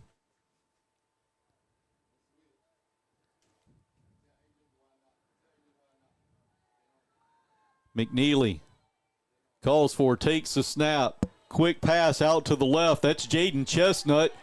Jaden tries to work his way inside. He got some yards, but not enough. He's going to get down to about the 7-yard line. It's going to be about a 7-yard pickup. Bring up fourth down and a long 2. Yeah. And I don't believe we can afford to go for the field goal here, even though, if it was earlier in the game, I definitely think we might be considering kicking here, but we got to put some points on the board when you're down 2 scores going into the fourth quarter. Fourth down, long 2. A lot of space to the right here. Will McNeely has Lamonte Smith, and the Chiefs are going to call a timeout. We're going to take one as well. We're going to think about it. We're going to let the players think about it. We'll be right back. See what happens here on the Chiefs Sports Network. Hey, this is Henry Billy's Raw Bar Ribs and Sushi. We have been a locals favorite since 2013. Happy hour 7 days a week with live music daily. Kick back on our beautiful heated deck under the giant oak trees and watch amazing sunsets with the best food, service, and atmosphere in North Myrtle Beach. The kids love it. Go Chiefs. Check out Boardwalk Billy's at boardwalkbillysnmb.com or just stop by at 13th Avenue North on Doc Holliday's Marina. Now back to fourth quarter action sponsored by Boardwalk Billy's on Hot Talk 99.5 WRNN. And we're back here at the Hank. Big play coming up. Fourth down, long 2 for the Chiefs. Will McNeely calls for, takes the snap, rolls right, keeps rolling. Now he takes off up the middle. He got the first down. And he did get the first down.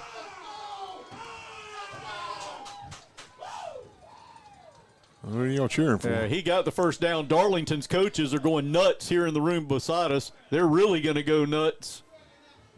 They're really going to go nuts when they find out he got the first down. First and goal from the 4-yard line. Needed 2, got 3. Will McNeely. And we didn't bingo it. We talked about it. That Will McNeely hit. Yes. I don't care what happens the rest of the game. Might have been the hit of the game. That's the North Myrtle Beach bingo hit of the game. Bobble snap by McNeely, and he runs. He bobbles. I think he's in, Wayne. Picks it up off the ground, runs right side, and he is in. Touchdown. First choice auto sales. Touchdown, Chiefs. 9 minutes, 18 seconds. I was going to say, I would tell you how much time's on the clock, but I can't see it, but they took it off real quick. So 9 minutes, 18 seconds to go. Chiefs finally on the board. It's 14-6. And Nico Miller lining up for the extra point, looking to officially cut this lead in half.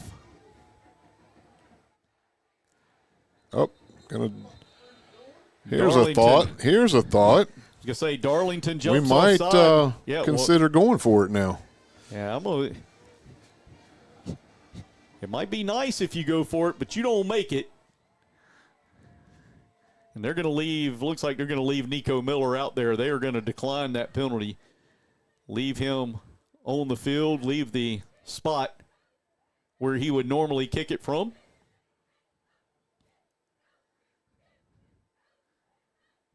I like the call just from the simple fact that if you don't get it, you are forcing yourself to have a 2-point conversion later to tie it. Sophomore kicker, Nico Miller. Snaps good, holds good, kicks right down the middle. 14-7. The Chiefs have cut the lead in half.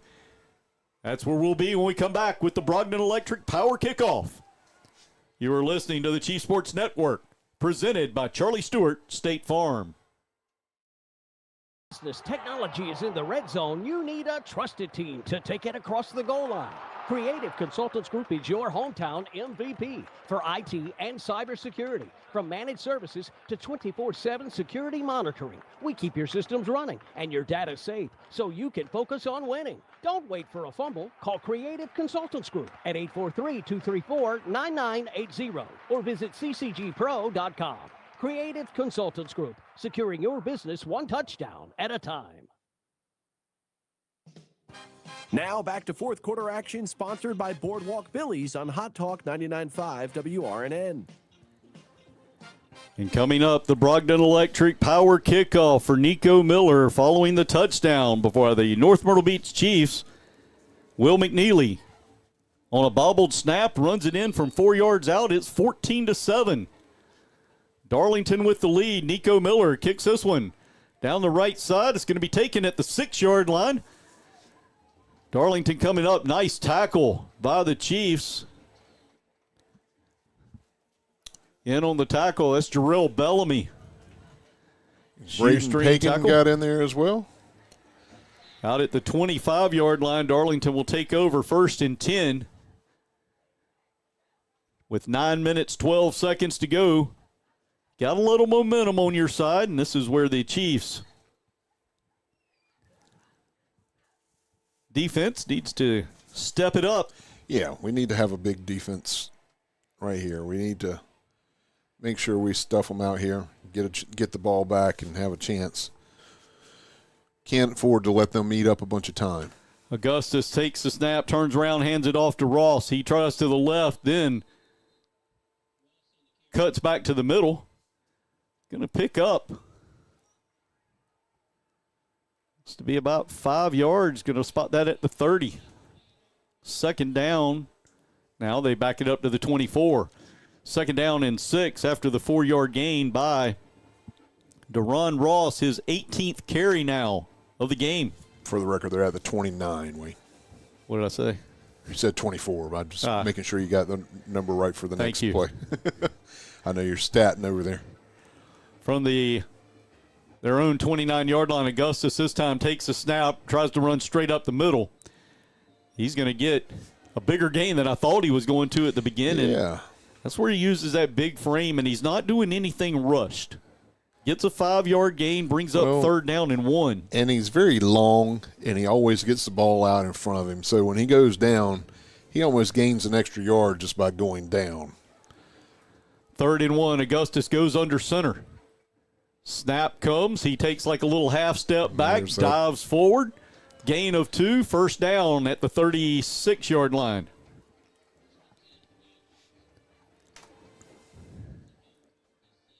Nothing flashy so far from Augustus.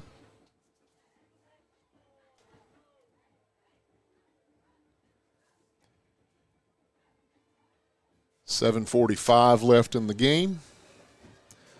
1st and 10, ball sitting on their own 36 now, and Darlington is not going to be very rushed here. They're going to take their time. They're going to, be very methodical about this. If we don't stop them, they're going to burn up a lot of time here. Augustus with Ross. Ross comes out of the backfield, runs straight up the middle. He's going to get ahead for a gain of about 2, but that's it. Runs into a lot of jerseys there in the middle. Mike Cavallini, middle linebacker, coming in to fill in the hole. I think Lamonte Smith got his nose in there on that one too. Actually, just a gain of 1 yard to the 37.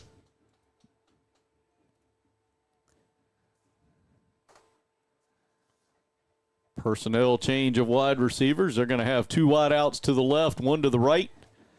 Surprise, surprise, Deron Ross in the backfield with his quarterback, Jalen Augustus. Ross 2nd down and 9. There's a snap. Bad It's high. snap. It's on the ground. Oh, yes, sir. I think Augustus was able to get back to it. 3 Yeah, he Chiefs was. were there. Good Still job a big by loss Augustus. of yards there. Loss of about 8, I believe, Wayne. They're going to spot the ball at the 33-yard line. 28-yard line.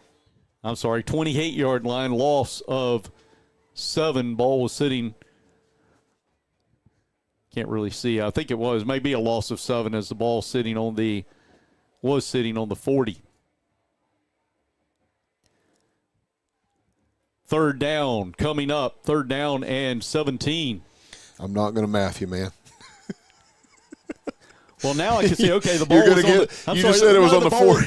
No, the ball was on the 36. Okay. I was thinking it was the 35 because I couldn't see exactly where the marker was. But got a flag down comes, and and the ball's loose. Actually, they should call. Yeah. They're going to say he was down.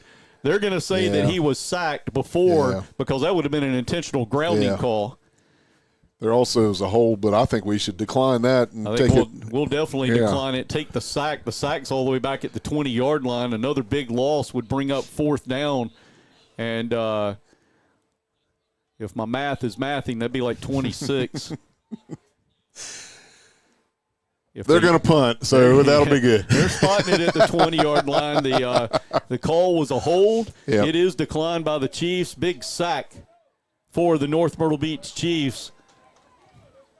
For the stats purpose, the ball is spotted at 20. At the 20. And they've got to get to the 46. And Rio Stevenson and Jason Grace are back here around the 50, 48.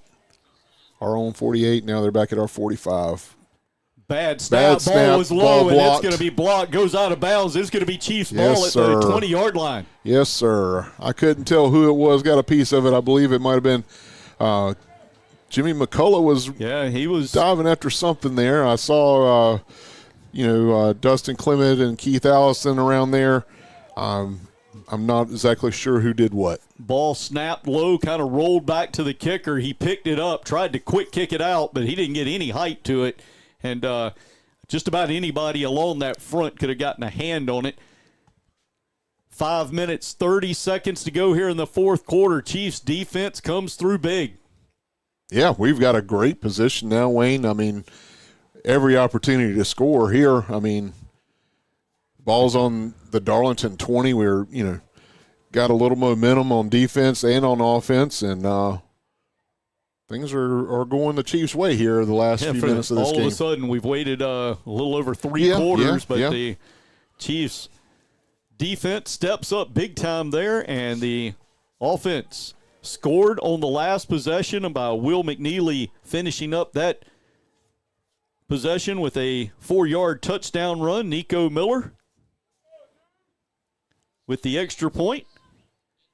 Cut the lead in half, and the Chiefs now looking to erase that lead.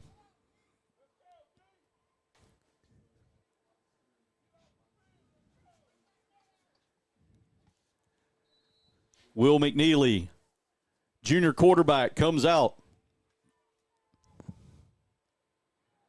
Drops back, looking to the right, now takes off running up the middle. Nothing really opens. He just put his head down and tries to find somebody to hit. Had a little bit of space. I think he made it about. He got picked up at least 4 yards. Yep. Going to spot the ball at the 16-yard line. 4-yard run by Will McNeely. 2nd down and 6. Coming up, ball sitting on the Falcons' 16-yard line. Will McNeely with Jonathan Evans now in the backfield, off to his right hip. McNeely takes the snap and runs right up the middle. I was going to say, he's tripped up. A little uncharacteristic for us to call a pass play on 1st down, especially in the red zone. But, we did, even though we ran the ball. But that's a, Jody Jenrette offense. You get into run. Oh, let's kind of sneak on in here on them and see what happens. Ball at the 13-yard line, 3rd down and 3 coming up for the Chiefs. Will McNeely takes the snap. He's rolling to the right. It's out there. Rio.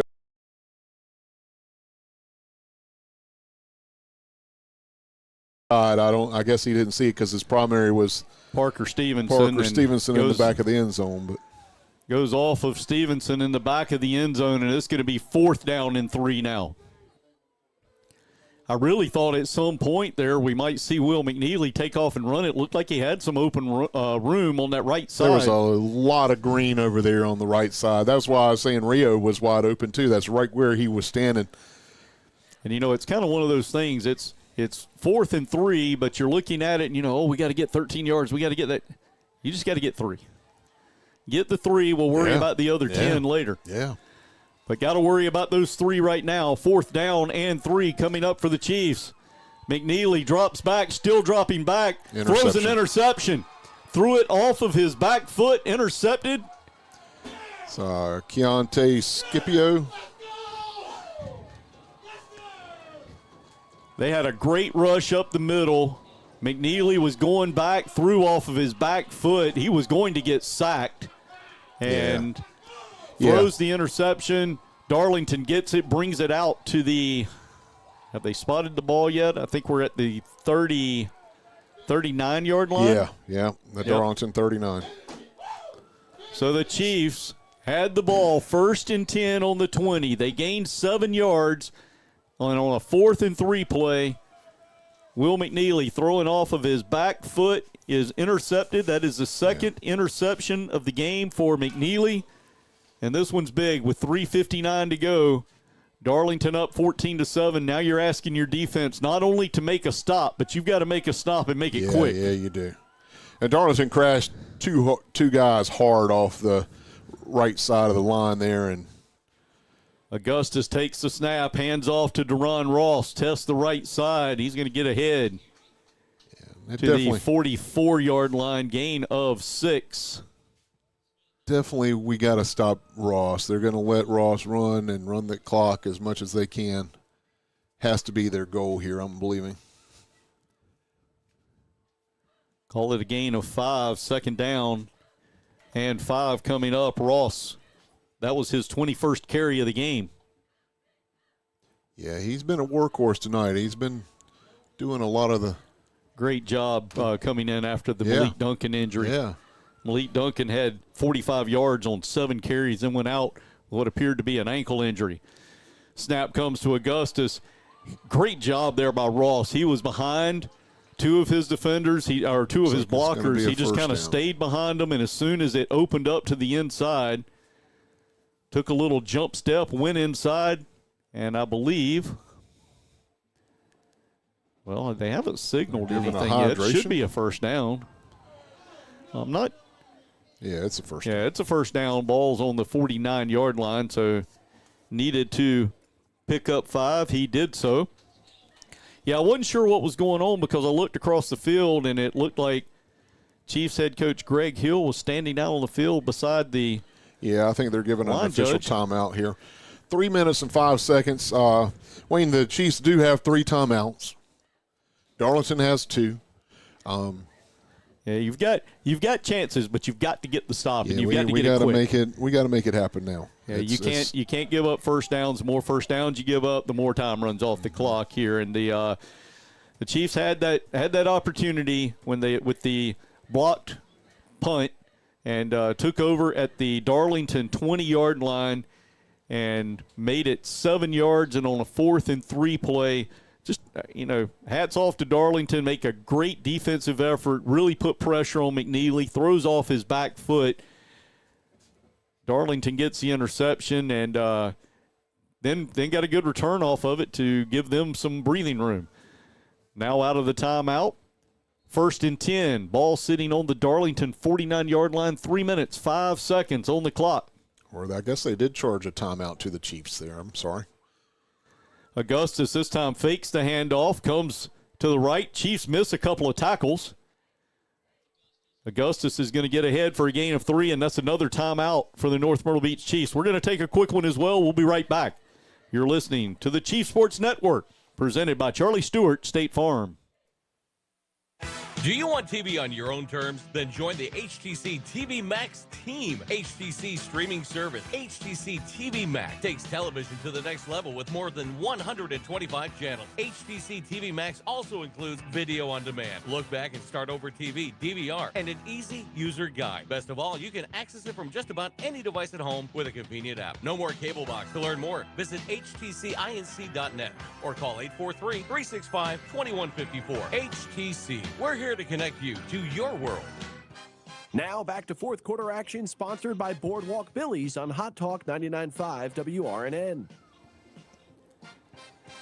Time and scoreboard are against the North Myrtle Beach Chiefs. 2 minutes, 56 seconds to go. So the scoreboard is showing we have no timeouts now. Well, I did think we had 3, but we've called back to back. So possibly no timeouts. 2 minutes, 56 seconds to go. 2nd down and 7 coming up. Snap goes to Augustus. He takes off around the right side. Going to be a tackle for loss here. Brycey Gore made the initial hit. Augustus was able to get away from him. He loses a yard. Well, no, now they're going to move it back another one and possibly another one. The line judge on this near side in front of us, he has no clue. His head has been in the Porta-John the whole game. Might have caught a whiff of something there. I don't know. Spotting the ball at the 50, loss of 2 for Augustus. 2 minutes and 15 seconds remaining in the game. And I'm going to say the Chiefs are definitely out of timeout because we didn't call one. So 2 minutes, 10 seconds on the rolling clock. 3rd down and 9. Chiefs need a big stop here. Force the – and now a timeout. Is being delay called. A game. Or there's a flag. Yeah, I'm not sure. There is a flag. This line judge on this side was calling a game. And they do call a delay a game. Back it up 5 yards. I think they were calling for a timeout, but I think that they called it late. The flag had already been thrown. Of course, we don't have the play clocks running, so it's hard to tell. But 3rd down now and 14 coming up. Ball back on the Darlington side of the ball. And the good thing there is that I thought it stopped the clock after a penalty. But I thought it did too, especially on a delay a game. But yeah. I mean, why would you not just get another one and take up another? Right. The ball sitting back at the 45. There's a snap. Augustus looking for the pass, steps up. He's going to be sacked. He was in the – well, who was he throwing that to? They should either call this – they're calling that an incomplete pass. He's pointing at number 3, who's about 20 yards away from the field, or away from where the play was.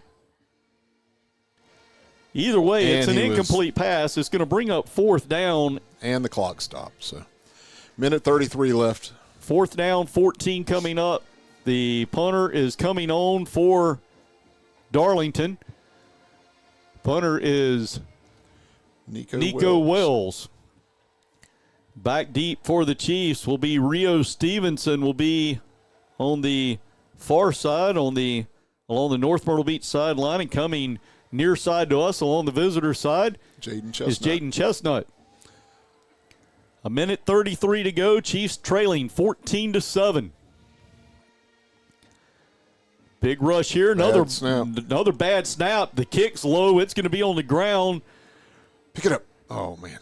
I was going to say, if that ball would have bounced up, Jaden Chestnut was there to pick it up because there was a lot of room coming down. The guy that was on this outside contain had slipped. Jacoby Martin slipped and fell on the ground right in front of him. If he would have got that ball, Jaden could have made some space. But goes out of bounds with a minute and 25 seconds to go. The Chiefs have got some work to do. They've got to go 70 yards. Ball sitting on their own 30-yard line. And this is where the style of offense that the Chiefs run. This is in direct opposition. Well, I'm sure we have a 2-minute drill type offense package here, I'm sure. Will McNeely rolls out to the right. Throws, pass is complete to Rio Stevenson. It's only going to pick up 5 yards, call it 6, out to the 36. The clock is running. 109, 106, 105. Will McNeely, pair of wideouts to his left. Looking to the left. Long pass coming Rio down. Target. Targeted Rio Stevenson, the closest player to that. Rio had 3 guys around him. Was Khalil Green. Khalil Green made a diving attempt, unable to come away with the interception.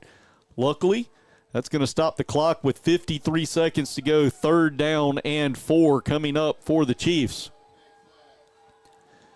You know, obviously you've got to score, but at the same time you've got to make sure you get those first downs so you can have that chance to use up these 53 seconds to your positive. Fakes the pass out to Rio Stevenson, throws it deep. His arm got hit when he threw. Yep. Will McNeely was hit as he let go of the ball by A.J. Jordan. And it'll be 4th and 4. 46 seconds left.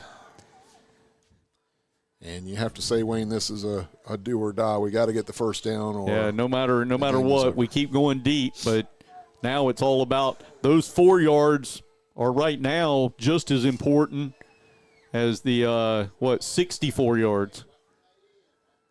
Will McNeely calls for the ball. Rolls to the left. Still rolling. He's being chased. Will McNeely's trying to get to the edge. I think he got the first down. I think he got it. He got to the corner, dove forward. And if you're looking at the Darlington coaching staff, you would say that he got it because Darlington coaching staff was yelling. And they say first down, Darlington. Oh, my goodness. Oh, my goodness. I'll tell you one thing. We are at home, right? Yeah. Because we have not gotten one call on this side of the field. Wow. I really thought Will McNeely on that last effort had the first down, but, I mean, they didn't even move the sticks. If they didn't move the sticks, that's a first down. The stick never moved. Yeah. It's in the same spot. Yep. 1st and 10, Darlington. Augustus is going to sit back. He's going to take a knee, victory formation, and that's all they got to do is snap it right there, and this game will be over. Darlington is going to hold on for the 14-7 victory over the North Myrtle Beach Chiefs. The clock's got to run for another 25 seconds, but it's not going to matter. That's going to be a 14-7 final. And folks, I'm not sure, I try not to get on the officials too much, but this game, I know I've sounded like this line judge on this side. Hearing you say you don't get on officials. I was going to say, I guess I did in the first game, said that, they had one of the officials was given a swirly in the liquid money porta-john, and this one never got his head out of there. Clock goes to 0. Chiefs are now 1-1. Darlington moves to 2-0 with a 14-7 victory. We will be back with the Car City Postgame Show. You're listening to the Chief Sports Network presented by Charlie Stewart, State Farm.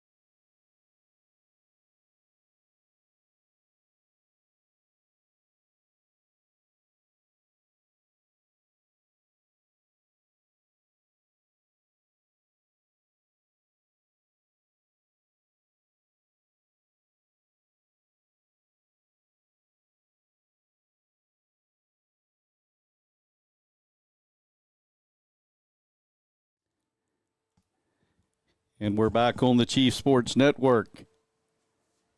And it's time for the Car City postgame show as the North Myrtle Beach Chiefs fall 14-7 to Darlington. The Chiefs, we had our chances there in the fourth quarter. We certainly did. Probably waited a little too long to get those chances. Maybe needed to do that a little bit sooner in the game. But, we had opportunity. We had the ball on our own 20 or on the Darlington 20 marching in with an opportunity to tie it up there in the last 5 minutes of the game. You can't ask for a better setup than that when we were down that much at one point. So, disappointing. Had a few plays that didn't go the way they should have gone.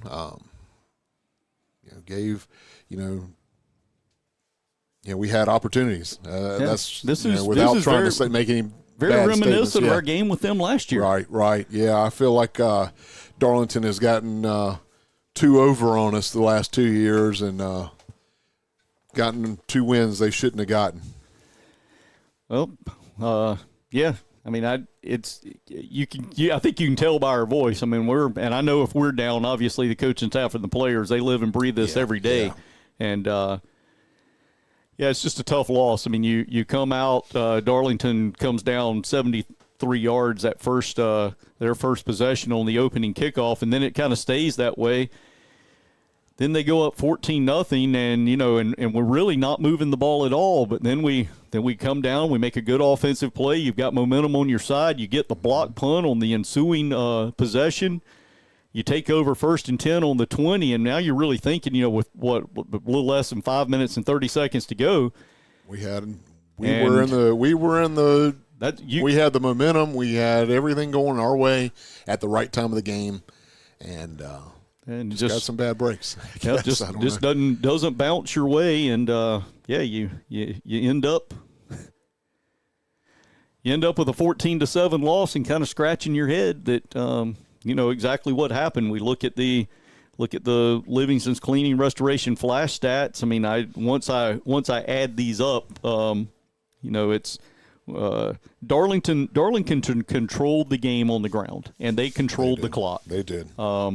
We didn't see the flashy Jalen Augustus that we saw last year. No, but he didn't need to be. They give the ball to Darian Ross, let him get 4-5 yards a pop, and just chuck our way down the field, eat up all the time, and that's it worked for him.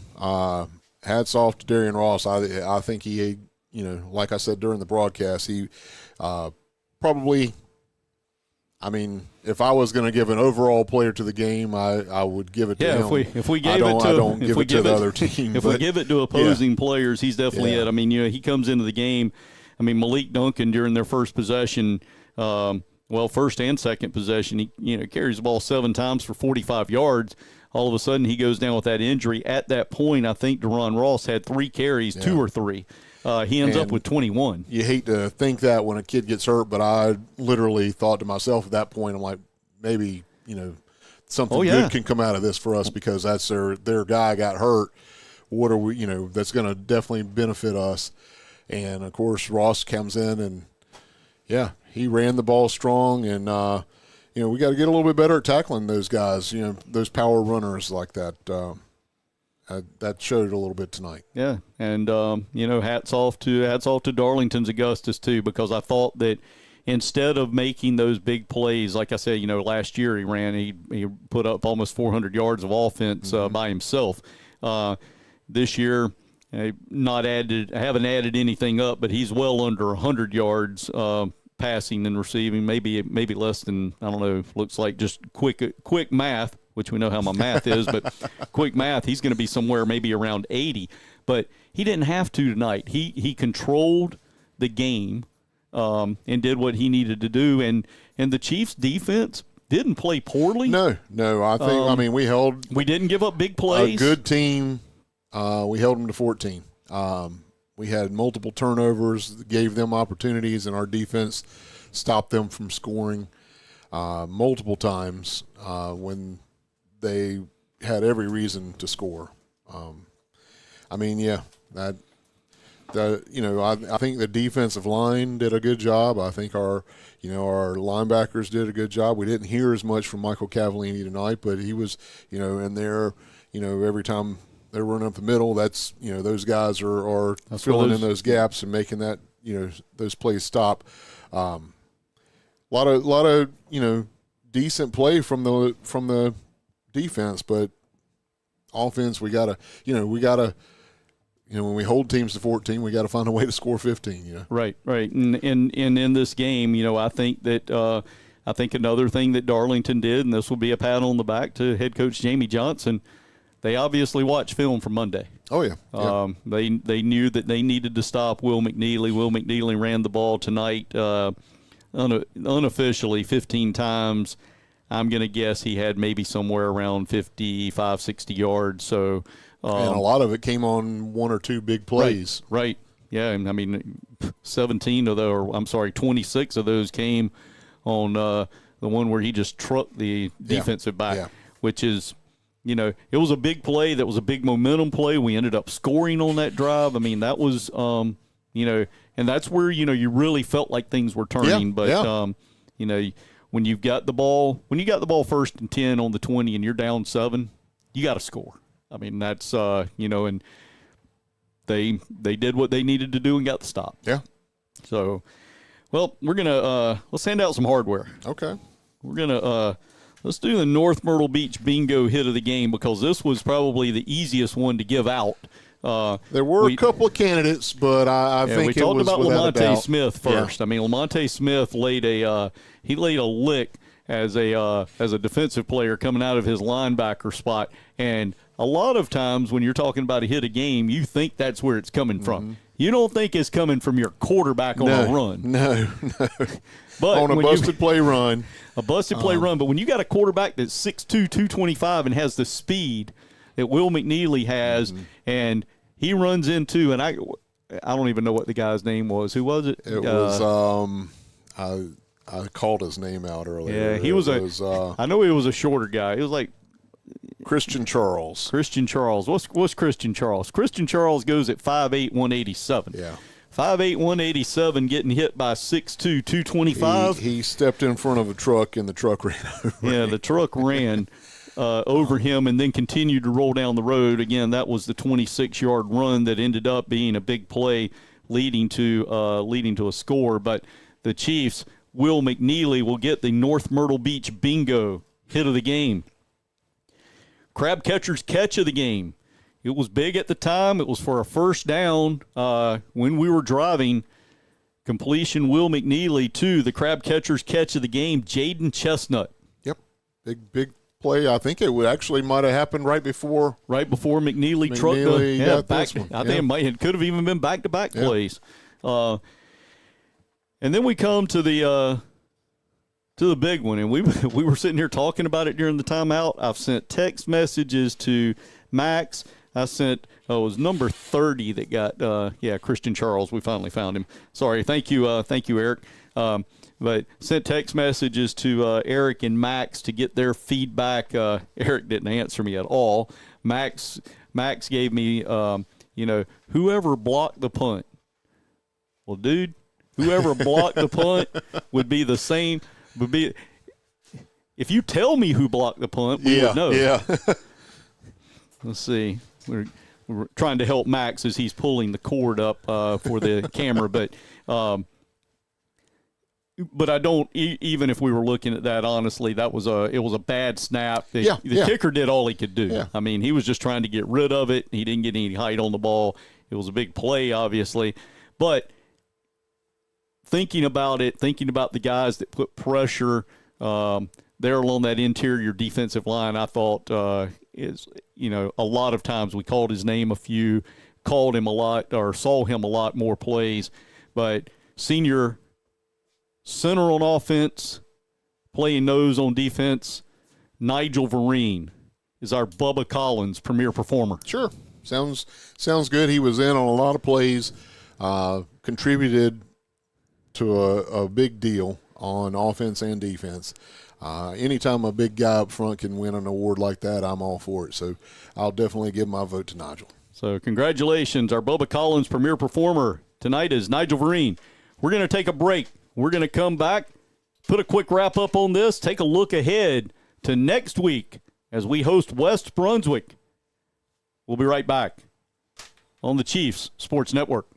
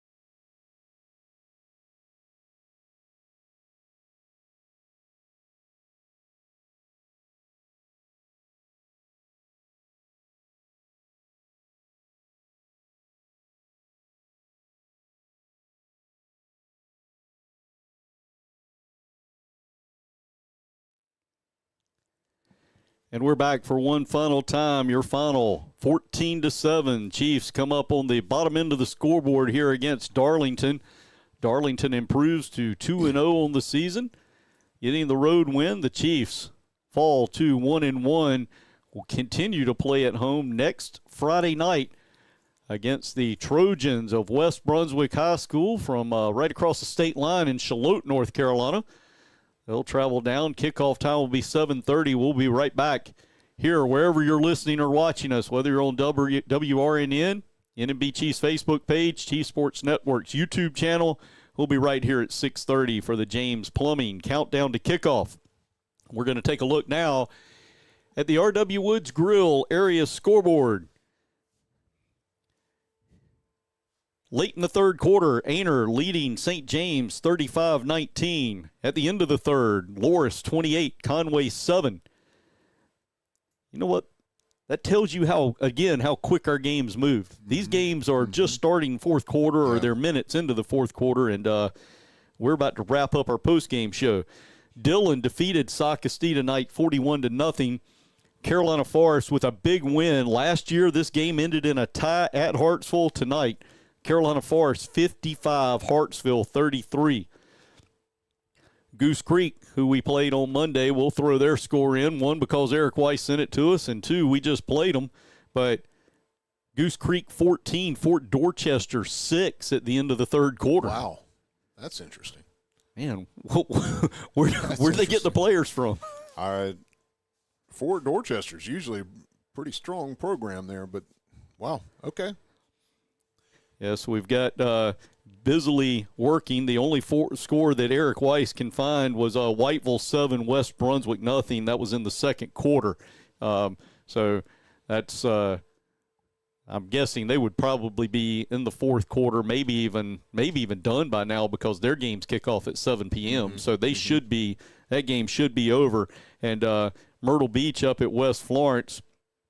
Actually, that's a final. Whiteville defeated West Brunswick 7-0. So West Brunswick drops to 1-1. They will face us, both teams looking for their second win of the season next Friday night. See what other scores we had here. Tell you, that Goose Creek Dorchester games. That's a little it's a bit of an enigma there. Shocking. But the other game that Eric Weiss has been trying to find a score on was Myrtle Beach West Florence. We had one earlier in the game, but he said that nobody has been updating scores that he's been able to find on Myrtle Beach West Florence. Myrtle Beach wouldn't be updating their scores is all I'm saying. But well, if they're not updating their scores, it might not be going well. Yeah, that was what I was going to say next. But. I get on Tony Heilbron, our athletic director, sometime because I know, I'll look on social media and be waiting for those scores to come in. And if he doesn't tweet out a graphic, I know things didn't go well for the Chiefs because that was always something, when I was working in college athletics, it didn't win or lose, I still had to do my job. But, he's doing his job. He's promoting the positivity that happens at North Myrtle Beach. And if you take the loss, you're not going to find a graphic. I'm guessing there might not be a football graphic tonight. Maybe not. Maybe he'll prove me wrong. Hopefully he's not listening to this. Nobody tell Tony what I just said. But tomorrow, I was going to talk about, Tony might get a day off tomorrow, which doesn't happen very often. But the one athletic event that's going on for North Myrtle Beach, the Chiefs and Lady Chiefs swim teams will be over at Pepper Gettings at Myrtle Beach, 9 a.m. start time in the pool. So if you'd like to stop by, cheer on the Chiefs and Lady Chiefs, multiple teams around the area competing at Pepper Gettings. And if you don't make it, we'll talk about it Monday on Tomahawk Talk. Monday, maybe Tuesday. Monday's Labor Day. That's right. Might good point. Everybody's got the day off from work except for me, and I'm sure that there's a lot of people down here that aren't going to get holidays are just another work day for most people in a resort area. But folks, your final North Myrtle Beach on the bottom end of the score. Darlington 14, North Myrtle Beach 7. We will do this all over again next Friday night right here at the Hank. You can still watch and listen to us on your phone, but come out and support the Chiefs. Absolutely. You can go to gonmbchiefs.com. You can buy your tickets there. You can purchase them at the gate. I think the tickets are $7. If I'm wrong, don't hold it against me, but that's what I think they are. And another thing, and I wanted to throw this out earlier, if you've got some spare time, whether you've got a child in school or not, because I will tell you, Susan Kingston, who I believe is the vice president of the Chiefs Athletic Booster Club, but she works her rear end off, but she has no kids in school anymore. And she started helping with the Chiefs Athletic Booster Club way before her and Tom had children that were playing. If you've got some time, whether you do or don't, and if you do have students that are out here playing sports, you should definitely be volunteering your time, because there are a lot of volunteers that are helping raise funds for all sports. The band, the cheerleaders, every other sport that is played out here. And, you know, they need your help. They need your help in concession stands. They need your help in the parking lot. And it's not a lot of time. Just give one game, 2 games. But look Susan Kingston up. She works at Beach Benefits Insurance. If she can't take your call right then, leave her a message. She'll call you back. Hit us up on Facebook. Send us a message. We will get you in touch with them. They've asked me to get that out. I should have gotten it out earlier. I hope people that are still listening, they need help. You know, and it's always the few that do a lot of work. It's a task to arrange all that stuff. You know, there's so many volunteers used every night at these games. I mean, you just talk about the concession stands alone. Lots of people needed to go out there and help, and then you got people helping with parking and everything. There's a lot of, a lot of need there. There's a lot of need for bodies and time, and you know, if everybody out there gave a game or two, or you know, some of them are, you know, not the most glamorous jobs in the world, but they're not hard. And you'll definitely be appreciated. Yeah, you will definitely be appreciated, and you get to see a lot of people. You get to know that you're helping the next generation, the ones that are going to be taking care of us when we're older. I'm already old, so when I get older. Older I mean, than you've already told me I'm older than Jude. Hopefully I will remain older than you for quite a while. I'm hoping you do too. I don't want to stop. I'm hoping you stay older than me if you catch for a up, very, I'm in very trouble. long time. Yes. So once again, folks, your final: Darlington 14, North Myrtle Beach 7. We thank you for watching or listening to us tonight. Again, Will McManus, thank you for your job back in the WRNN studios. Max Smith, not even sure where Max went. He packed up. I think he may have already left. But Max Smith running the camera upstairs. Jude Hunt, analyst, my cohort here, trying to keep me straight. And we just got a score in from my man, the final boss of quality control, West Florence 38. Okay, I was getting ready to say something good. Look at that. Myrtle Beach 38, Myrtle Beach early 4th. I don't know how many points Myrtle Beach has, Eric. So West Florence is obviously leading. Somebody's got 38 to something. Yeah. Or West Florence has 38. There he goes, 35. 38-35 early in the 4th, so a good game over in West Florence. Folks, join us next Friday night, 6:30, for the James Plumbing Countdown to Kickoff right here on the Charlie Stewart State Farm Chiefs Sports Network. Thank you for listening to the Charlie Stewart State Farm Chiefs Sports Network. Be sure to visit and thank our major sponsors: Charlie Stewart State Farm, the Trey White team of RE/MAX Southern Shores, Revolution Mortgage, Elliott Realty, HTC, Beach Benefits Insurance Agency, First Choice Auto Sales, James Plumbing, Martin Heat and Air, Livingston's Cleaning and Restoration.